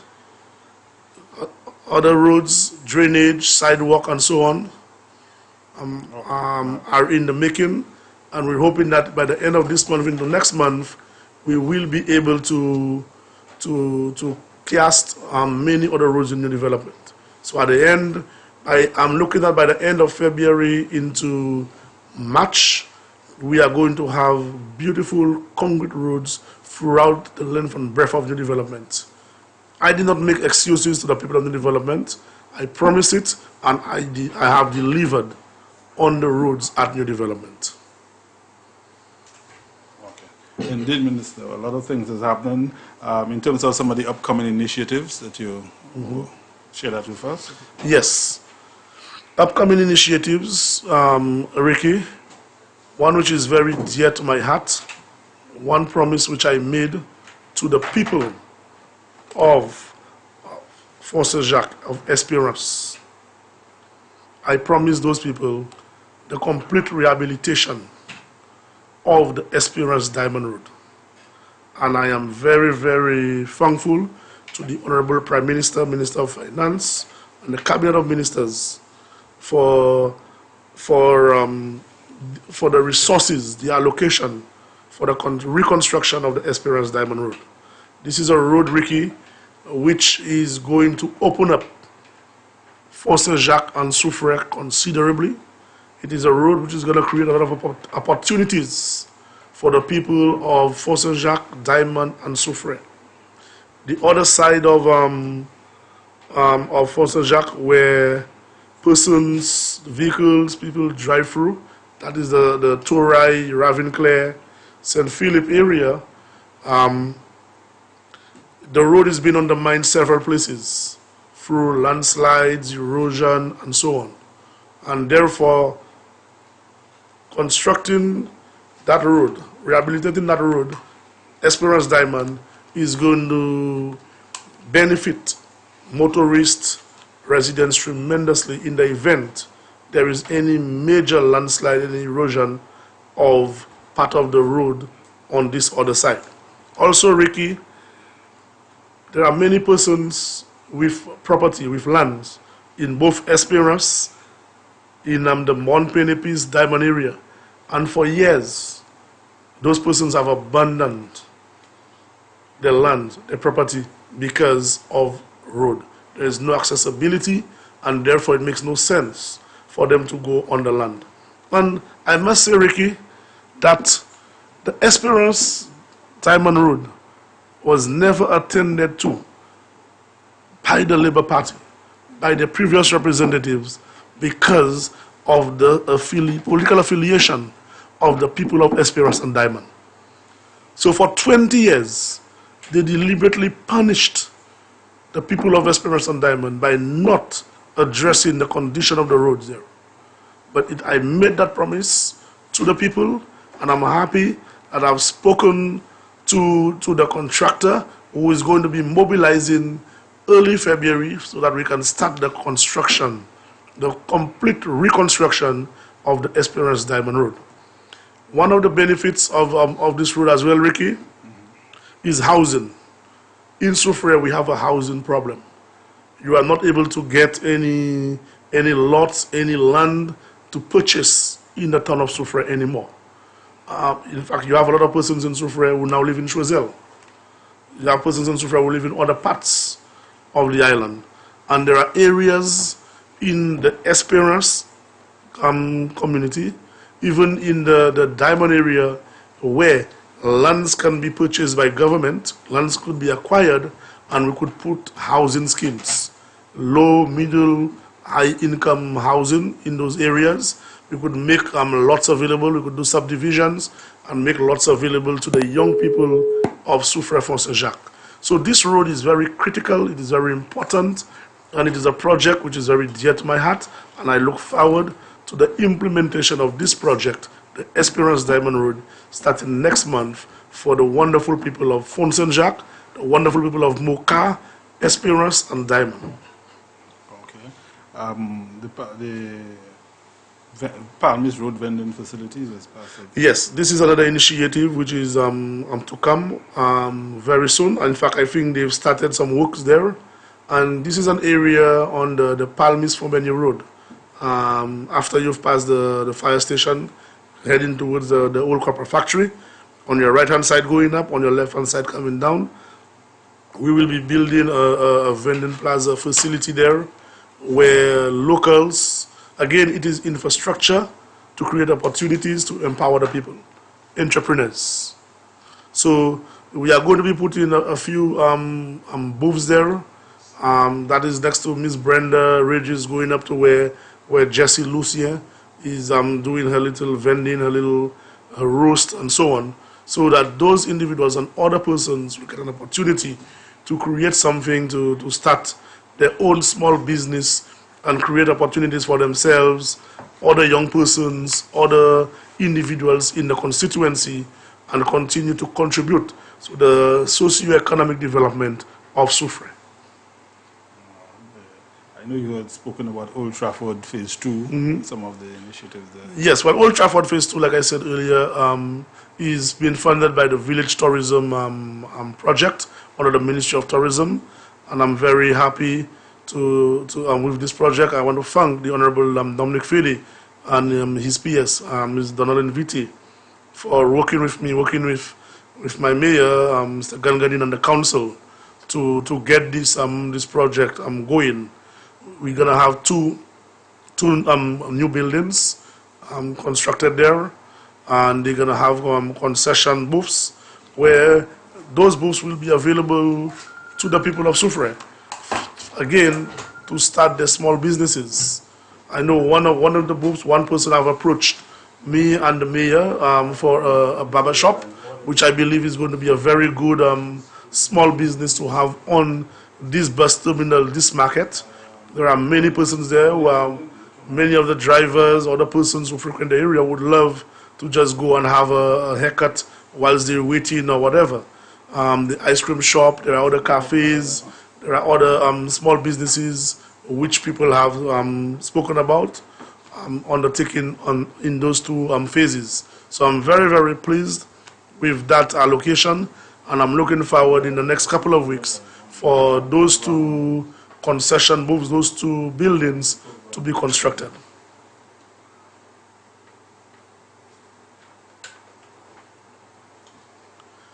Also, under village tourism as well, Ricky, we have the Soufrière waterfront. And the waterfront, that is next to the opposite the police station, the post office. We have a gazebo there, and we are going to rehabilitate the gazebo. We are going to be putting up a nice platform over the stones on the sea there, there, and where we're going to have a cafe. Okay, there are three young persons who have approached the council, and they have come with a business proposal, a plan, and so on, to have a cafe on the waterfront right there. And again, this is all part of our development plan. It is all part of the vision to transform the Soufrière waterfront. The waterfront is supposed to be a place which is inviting, a place which is very pleasing, which is very relaxed, so that our locals, our Soufrière people, visitors, tourists, will be able to sit on the waterfront and patronize the businesses on the waterfront. So I'm looking forward to the completion of this redesign, redevelopment of the gazebo into a full-time cafe where persons could go and get a coffee, a cappuccino, hot chocolate, a croissant, some biscuits, cookies, some banana bread, banana cake, and so on. And this, I believe, is going to augur extremely well for the tourism product in Soufrière. Again, all of this is part of the value added, which we are looking for in the, from the tourism sector. Value added that is going to create opportunities of empowerment for the people of Soufrière, especially the young people of Soufrière, into entrepreneurship and business leaders in the community of Soufrière. Listeners, you're on to Constituency Vibes. Our guest tonight is the Honorable Errol Stanislas, MP for Soufrière, Fonsajac, and member and Minister of Physical Planning. We want to register a bit of our apology. We are working, they seem to have, I know the calls are coming in, a lot of people are trying to get the line, and we're experiencing a bit of a technical difficulty there. So we're trying to resolve that to ensure that we can get the calls coming in. So just bear with us. Minister, you were, I think you alluded to the community beautification and some of the upcoming things at Soufrière. Yes, yes. This is another upcoming project which have started. A community beautification, and we started with the cemetery wall, Ricky. When you come in from Castries after you've passed the Hummingbird Beach Park, the cemetery is right there across to your right, and we did some beautification of part of the wall, which is right opposite the Hummingbird Beach Park. So we are continuing with the rest of the wall, starting from the Hummingbird Beach Park area, going all the way down to the end of the wall, going across opposite Whispers nightclub, Whispers facility. And what we're doing, we are rehabilitating that wall. We are plastering over. Part of it is broken. I don't know. I saw a major crack in it a couple of days ago. So all of that is going to be repaired. We are going to be painting up the wall, and it is my intention to get an artist, a reputable artist, a qualified artist, to work with some of the young persons in Soufrière with artistic talent and skills, so that we can put some murals on that cemetery wall. And what we intend to do as well, Ricky, we intend to plant a lot of palm trees behind this wall, inside of the cemetery, from Hummingbird area again, coming all the way down, put a lot of palm trees and put some flowers and so on, and clean up it, help the priest, work with the priest, because the cemetery does not belong to the council. It is not under the authority of the Soufrière Constituency Council, but the parish priest, the parish. So we are going to work with the parish to clean it up nicely, to beautify it, to plant flowers, and to make the cemetery a place where persons will be willing and will be happy, will be able to come and pay respects to the loved ones who have passed away. So I'm very much looking forward to that beautification of the cemetery wall. And again, all of this is to improve on the aesthetics of the town, to make the town more pleasing and more welcoming to visitors when they descend into Soufrière. Okay. Yes, Minister, of course, security and safety is of critical and very important and a paramount concern and importance, and of course, the Soufrière police station, major rehabilitation works have happened there. Yes. Thank you for bringing that up as well, Ricky. Again, Soufrière police station, the police station was in, it was in working condition, but over the years, many aspects of it got dilapidated.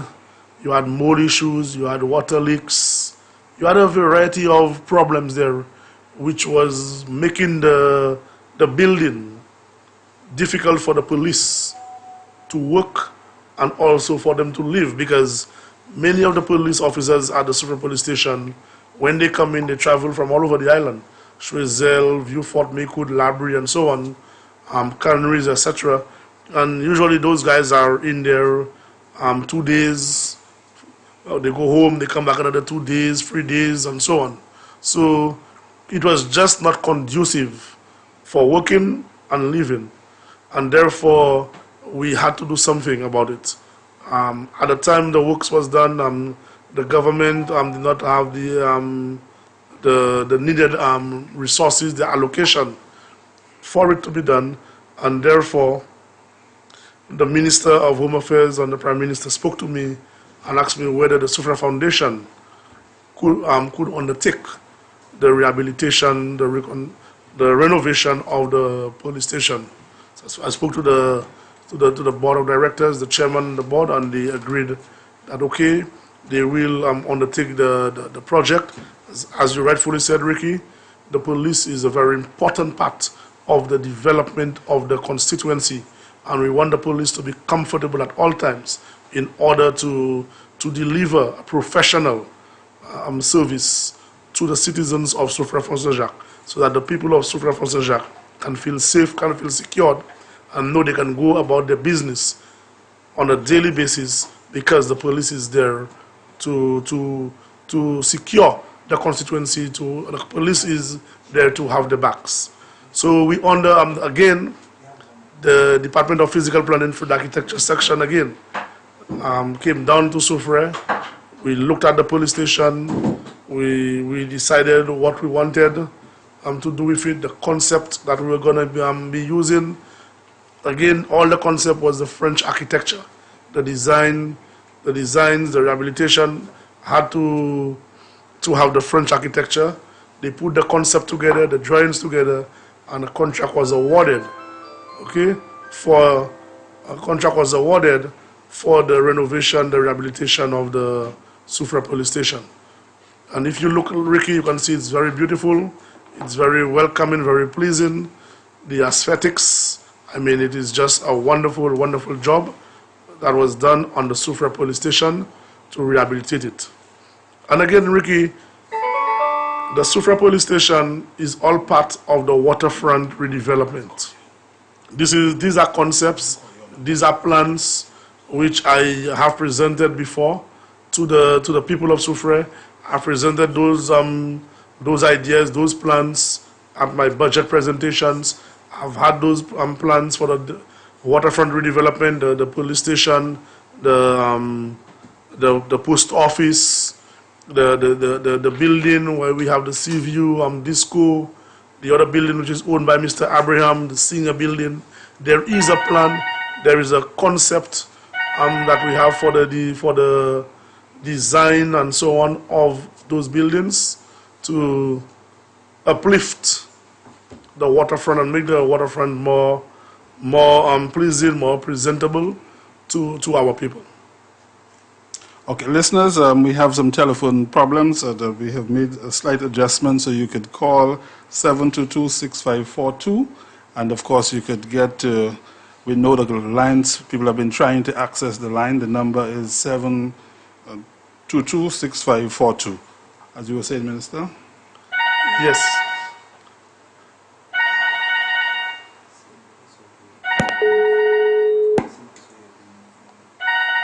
Hello, can you hear us, caller?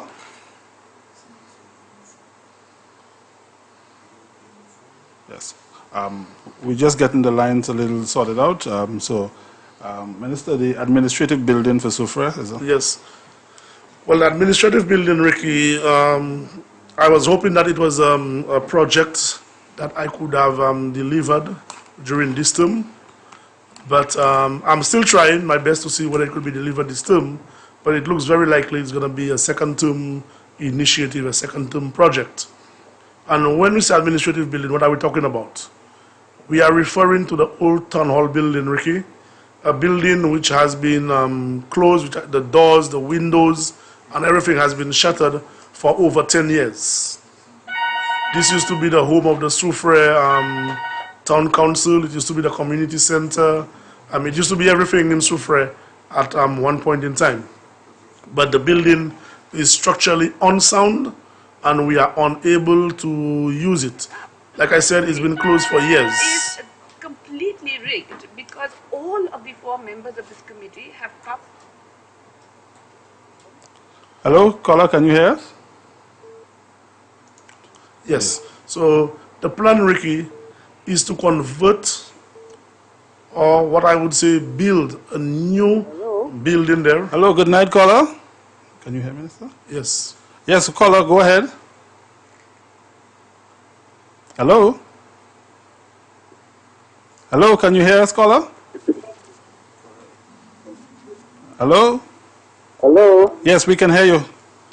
Go ahead, caller. Welcome to Constituency Vibes. Good evening, Mr. Moderator. Good evening. Good evening, Mr. Stanislaus. Good evening, sir. Good evening. I think about just back. You said that the government had acquired or identified some land for the building of a new hospital in Sufre. I was hoping I'd hear you say something. That's all I have to say. Okay.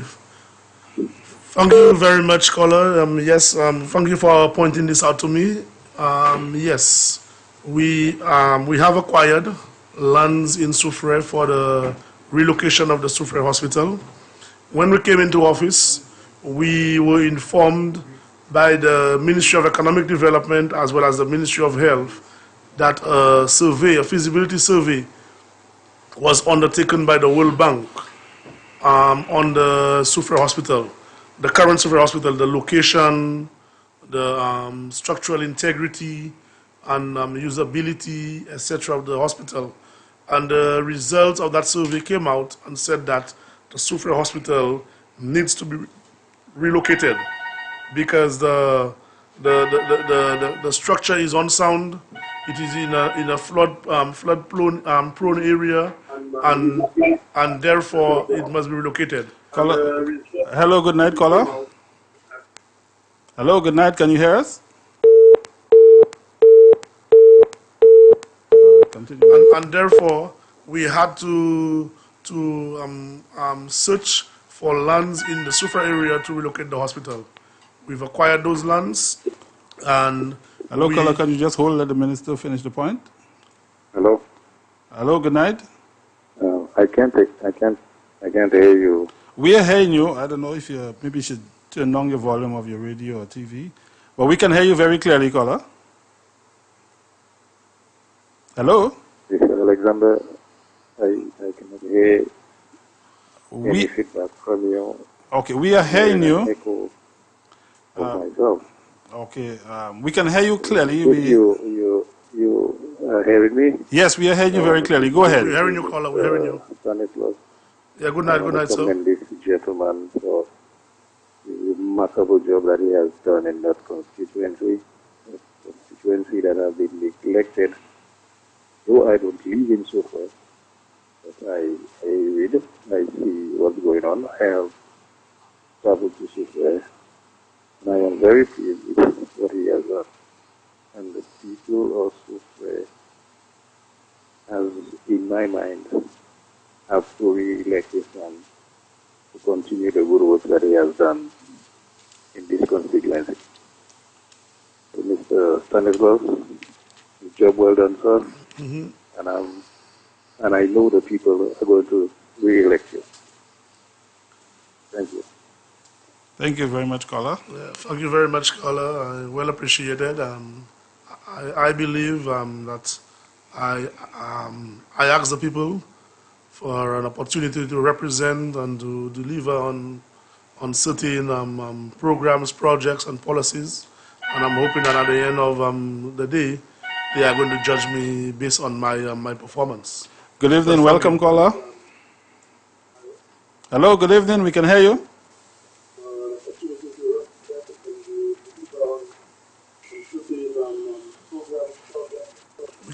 Caller, we cannot hear you. We cannot hear you. Caller, speak a little louder, please. Caller, could you speak a little louder? Yeah, we can hear you now. Yes, good evening, Minister and Ricky. Good evening, sir. Good evening. I must say the show is a very good show. Thank you. Thank you very much. Okay, you hear me now? Yeah, we hear you Yes, clearly. yes, Yes, go ahead. Are you hearing me now? Yes, we are hearing Yes, you. Go yes, ahead. go ahead. We are hearing you. Hello? Yes, we Yeah. can hear you. Go ahead. We're hearing you. Hello? Hello, we are hearing you. Go ahead, caller. Caller, we're hearing you. Go ahead, please. Please continue, caller. We're hearing Yes, you. yeah, all I'm saying is I'm not from the constituency of software. But when one passes through software at this present time, that they could clearly see that software has been transformed. That's right. Software is not the place it used to be 20 years ago. So I am saying that the minister that represents software at this present time, for the past 4 years, a lot has been done to software. And I have no doubt in my mind that the people of Soufrière Fonsejac will give you another term to continue the good work that you have started and for you to get some more time to finish the goal that you have in your mind of Soufrière Fonsejac. This is all that I have to say. Thank you very much, caller. Indeed, a lot has been done, and I'm certainly sure that the people of Soufrière are going to do the right thing when the time comes. But thank you very, very much, and I will continue striving to continue transforming Soufrière. Once again, callers and listeners, thank you. We will take 3 more calls, or just thereabout, as we wrap up. We apologize for the technical difficulty we had with the phone lines a little earlier on, so we'll just take 1 or 2 more calls as we begin to wrap up. Our guest tonight is the Honorable Harold Stanislas. Hello, good night, caller. Hello, good night. Hello, can you hear me? Hello? Hi, caller, go ahead. Hello? Hello, caller, can you hear us? You seem to have that caller. Yes, Minister. So the transformation, and people are seeing the value of what is happening. We can hear from the callers that when you pass through Soufrière, you can see what it was like. Hello, good night, caller. Good evening again. Good evening. Mr. Alexander, I don't think the callers are hearing you because I am not hearing you. We are hearing you clearly. So we have some technical difficulties. Yes. But on a lighter note, Mr. Minister, I suspect if you could put an effort into Soufrière, you would have done that to you. Say that again, I didn't hear that. Soufrière would land right in the Mecca. You say if you put an effort in Soufrière, you would have done that. Yes, caller. Thank you, caller. Callers, you can reach us at 722-6542. We have having some technical difficulties, but we have made some adjustments. 722-6542.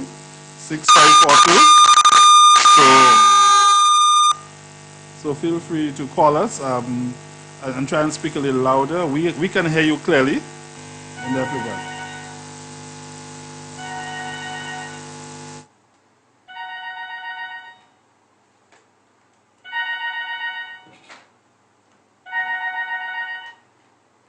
Hello, good night, caller. Hello, good night. Hi, good night. We can hear you clearly. Can you hear us? You hear me? Yeah, we can hear you. Go ahead. We are hearing you, caller. Go ahead. Yeah, my name is Eddie. Just go ahead, speak. We are hearing you. I'm coming from Martinique. I thought from Martinique. Oh, it's nice to have you from Martinique. Okay. How is Martinique? How is Laba? How are you doing? Hello? Hello, we can hear you. I'm just saying, how are you, sir? Okay, I'm going. Yeah. I just want to say congratulations to Mr. Stan.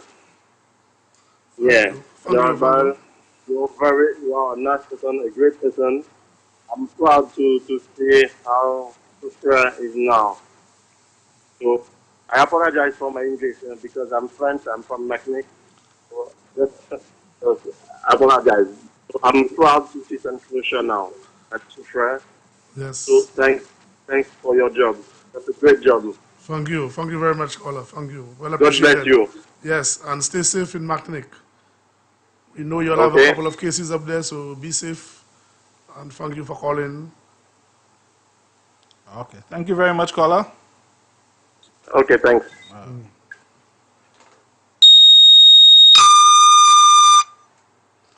Again, of course, welcome. Good night, caller.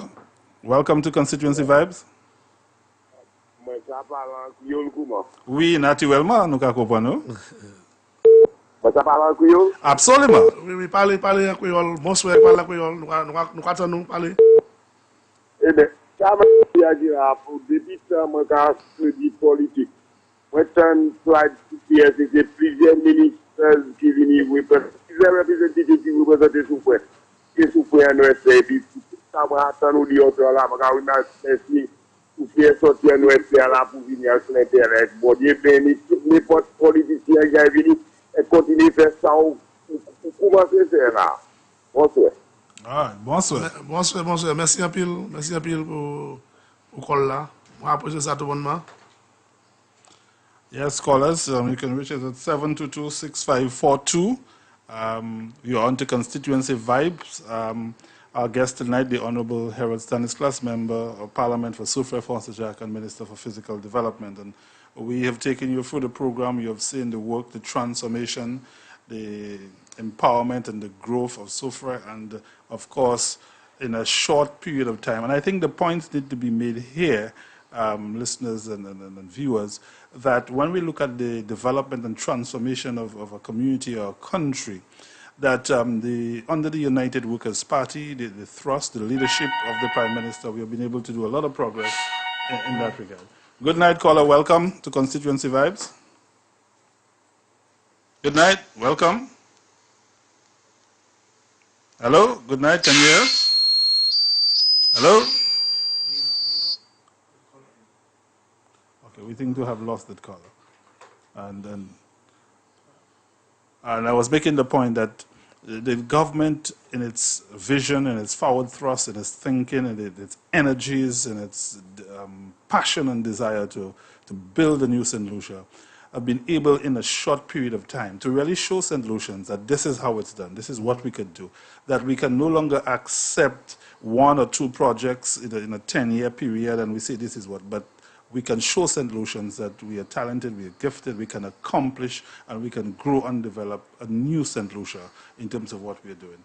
And of course, you can see the transformation throughout the length and breadth of St. Lucia. And Minister, you sit in cabinet, and I think your colleagues there to tell us a bit of how that kind of discussion is taking place in terms of how the government is transforming St. Lucia. Well, it is a discussion, Ricky, that takes place every single day. And it was a will, a commitment that we had, that the members of cabinet, the Prime Minister had from day one, from the onset of assuming governance of this country. Every single cabinet member, every single parliamentary rep had the commitment, the dedication to work for the people, with the people, to transform their constituencies and to create opportunities for their people. We've always said in cabinet that if you give a man a fish, you will give him a fish every single day. But if you teach him to fish, he is going to be able to fend for himself for the rest of his life. And this is what we are about in this cabinet, in this government, in the United Workers' Party, is to be able to create opportunities for people so they themselves can become independent, they can feel empowered, and they can take it to the next level to build themselves, build others, and build St. Lucia, so that we can build this new St. Lucia, which we have spoken about so many times. Good night, caller. Welcome to Constituency Vibes. Hello, can you hear us? My boss. Yes, good night. Good night, good night. My boss, you need to be commended more than they're giving you there. Just by your work, your actions proving that. James, Yeah. good job, man, my boss. Thank you. Good work, my boss. Thank you very much. Especially the road work, my boss. Right.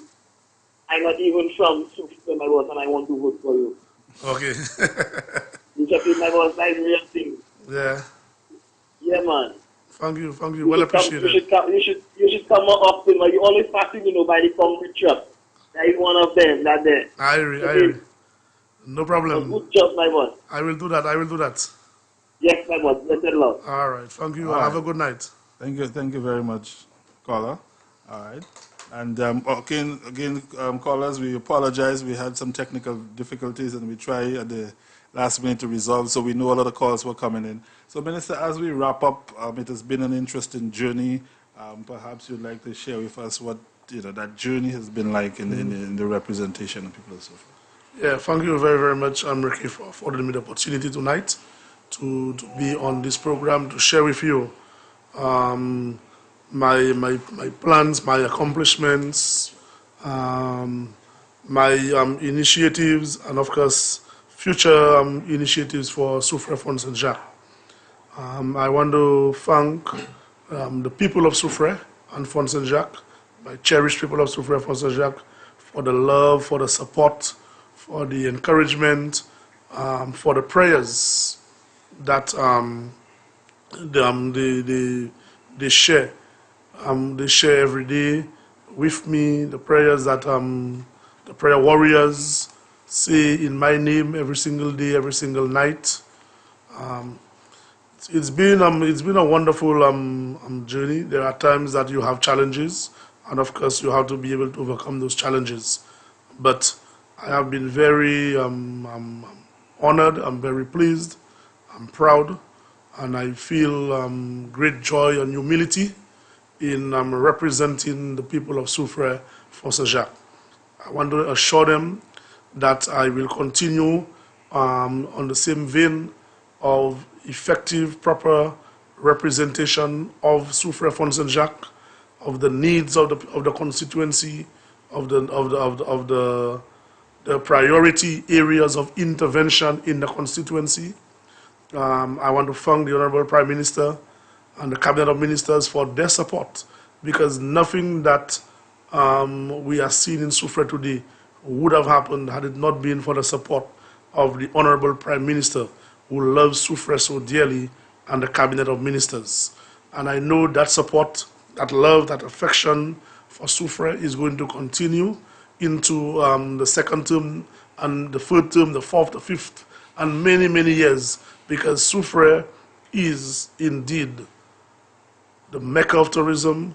Soufrière is indeed the breadbasket of St. Lucia, and Soufrière is indeed the constituency which is going to propel St. Lucia, and especially the southwestern part of the island, into the next level of economic development. There are lots of opportunities for us in Soufrière, and as your parliamentary representative, I intend to continue on that thrust of development, of progress, of opportunities for each and every single Soufriérian. Whether you're black, whether you're red, whether you're yellow, you're green, you're blue, once you're a Soufriérian, I am your parliamentary representative. I represent all of the people all the time, and this is why my motto is one of us serving all of us. So thank you very much, my wonderful constituents, for that opportunity, for believing in me, in my plan, in my visions for the development of the constituency. We have achieved a lot, but there is still so much to be done. And I look forward to continue representing Soufrière and Font Saint-Jacques in the Parliament of St. Lucia, so that together, united as a people, we can make Soufrière the best place to live, work, the best place to recreate, and make Soufrière indeed the Eden of the Caribbean. Thank you very much, Minister, and listeners, thank you very much for those who've called and supported the program. Very much appreciated, and we'll bring you every Wednesday constituency vibes, so we'll be having the various ministers in there to share with you their plans, the development, the work that's happening, how this government is transforming St. Lucia and empowering people and taking the development of the country to new and exciting and interesting heights. So we ask you to follow the protocols, be safe, follow the guidelines. It's important. The health of a nation is the wealth of a nation. And so please pay careful attention to the protocols so that we can all be safe. Once again, good night to our listeners and viewers in St. Lucia and in the diaspora. And we thank you very much and wishing you a happy, healthy, prosperous, and productive New Year. Till we meet again next Wednesday, this is your host for Constituency Vibes, Ricky Alexander, saying thank you and good night.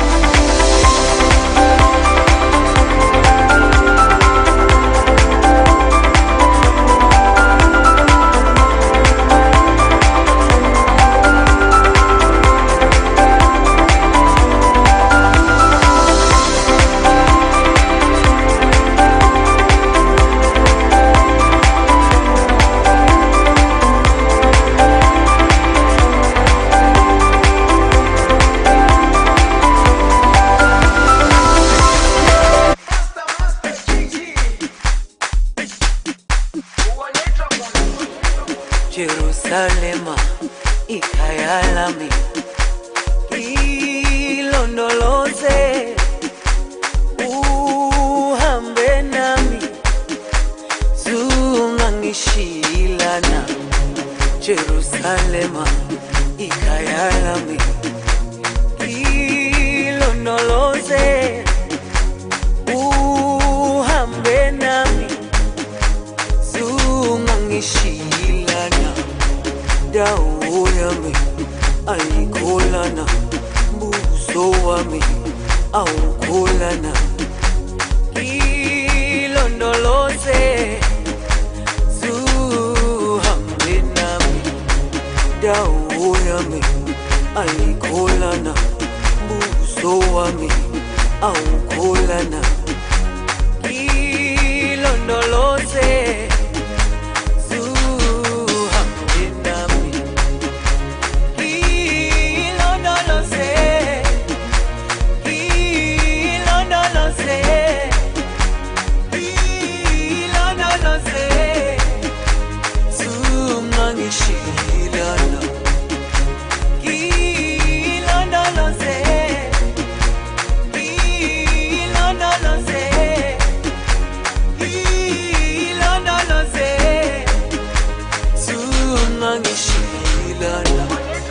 dawo yami ayikholana buso wami awukholana ilondoloze zuhambe nami dawo yami ayikholana buso wami awukholana ilondoloze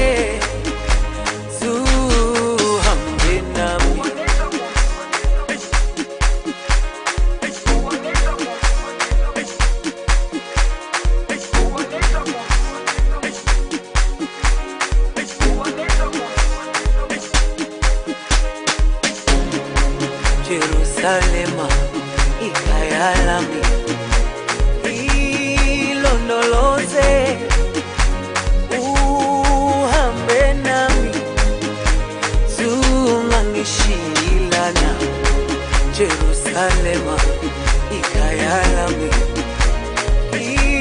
ilondoloze uhambe nami zungangishilana dawo yami ayikholana buso wami awukholana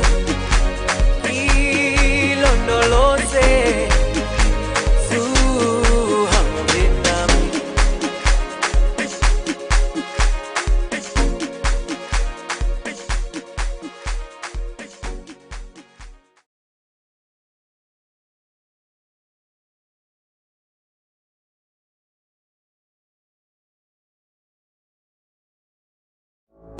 People-centered, community-focused, building economic empowerment and resilience in our constituencies. Let's talk. Let us discuss. Constituency Vibes with me, your host, Ricky Alexander, every Wednesday on Sky FM 93.1 from 8 p.m.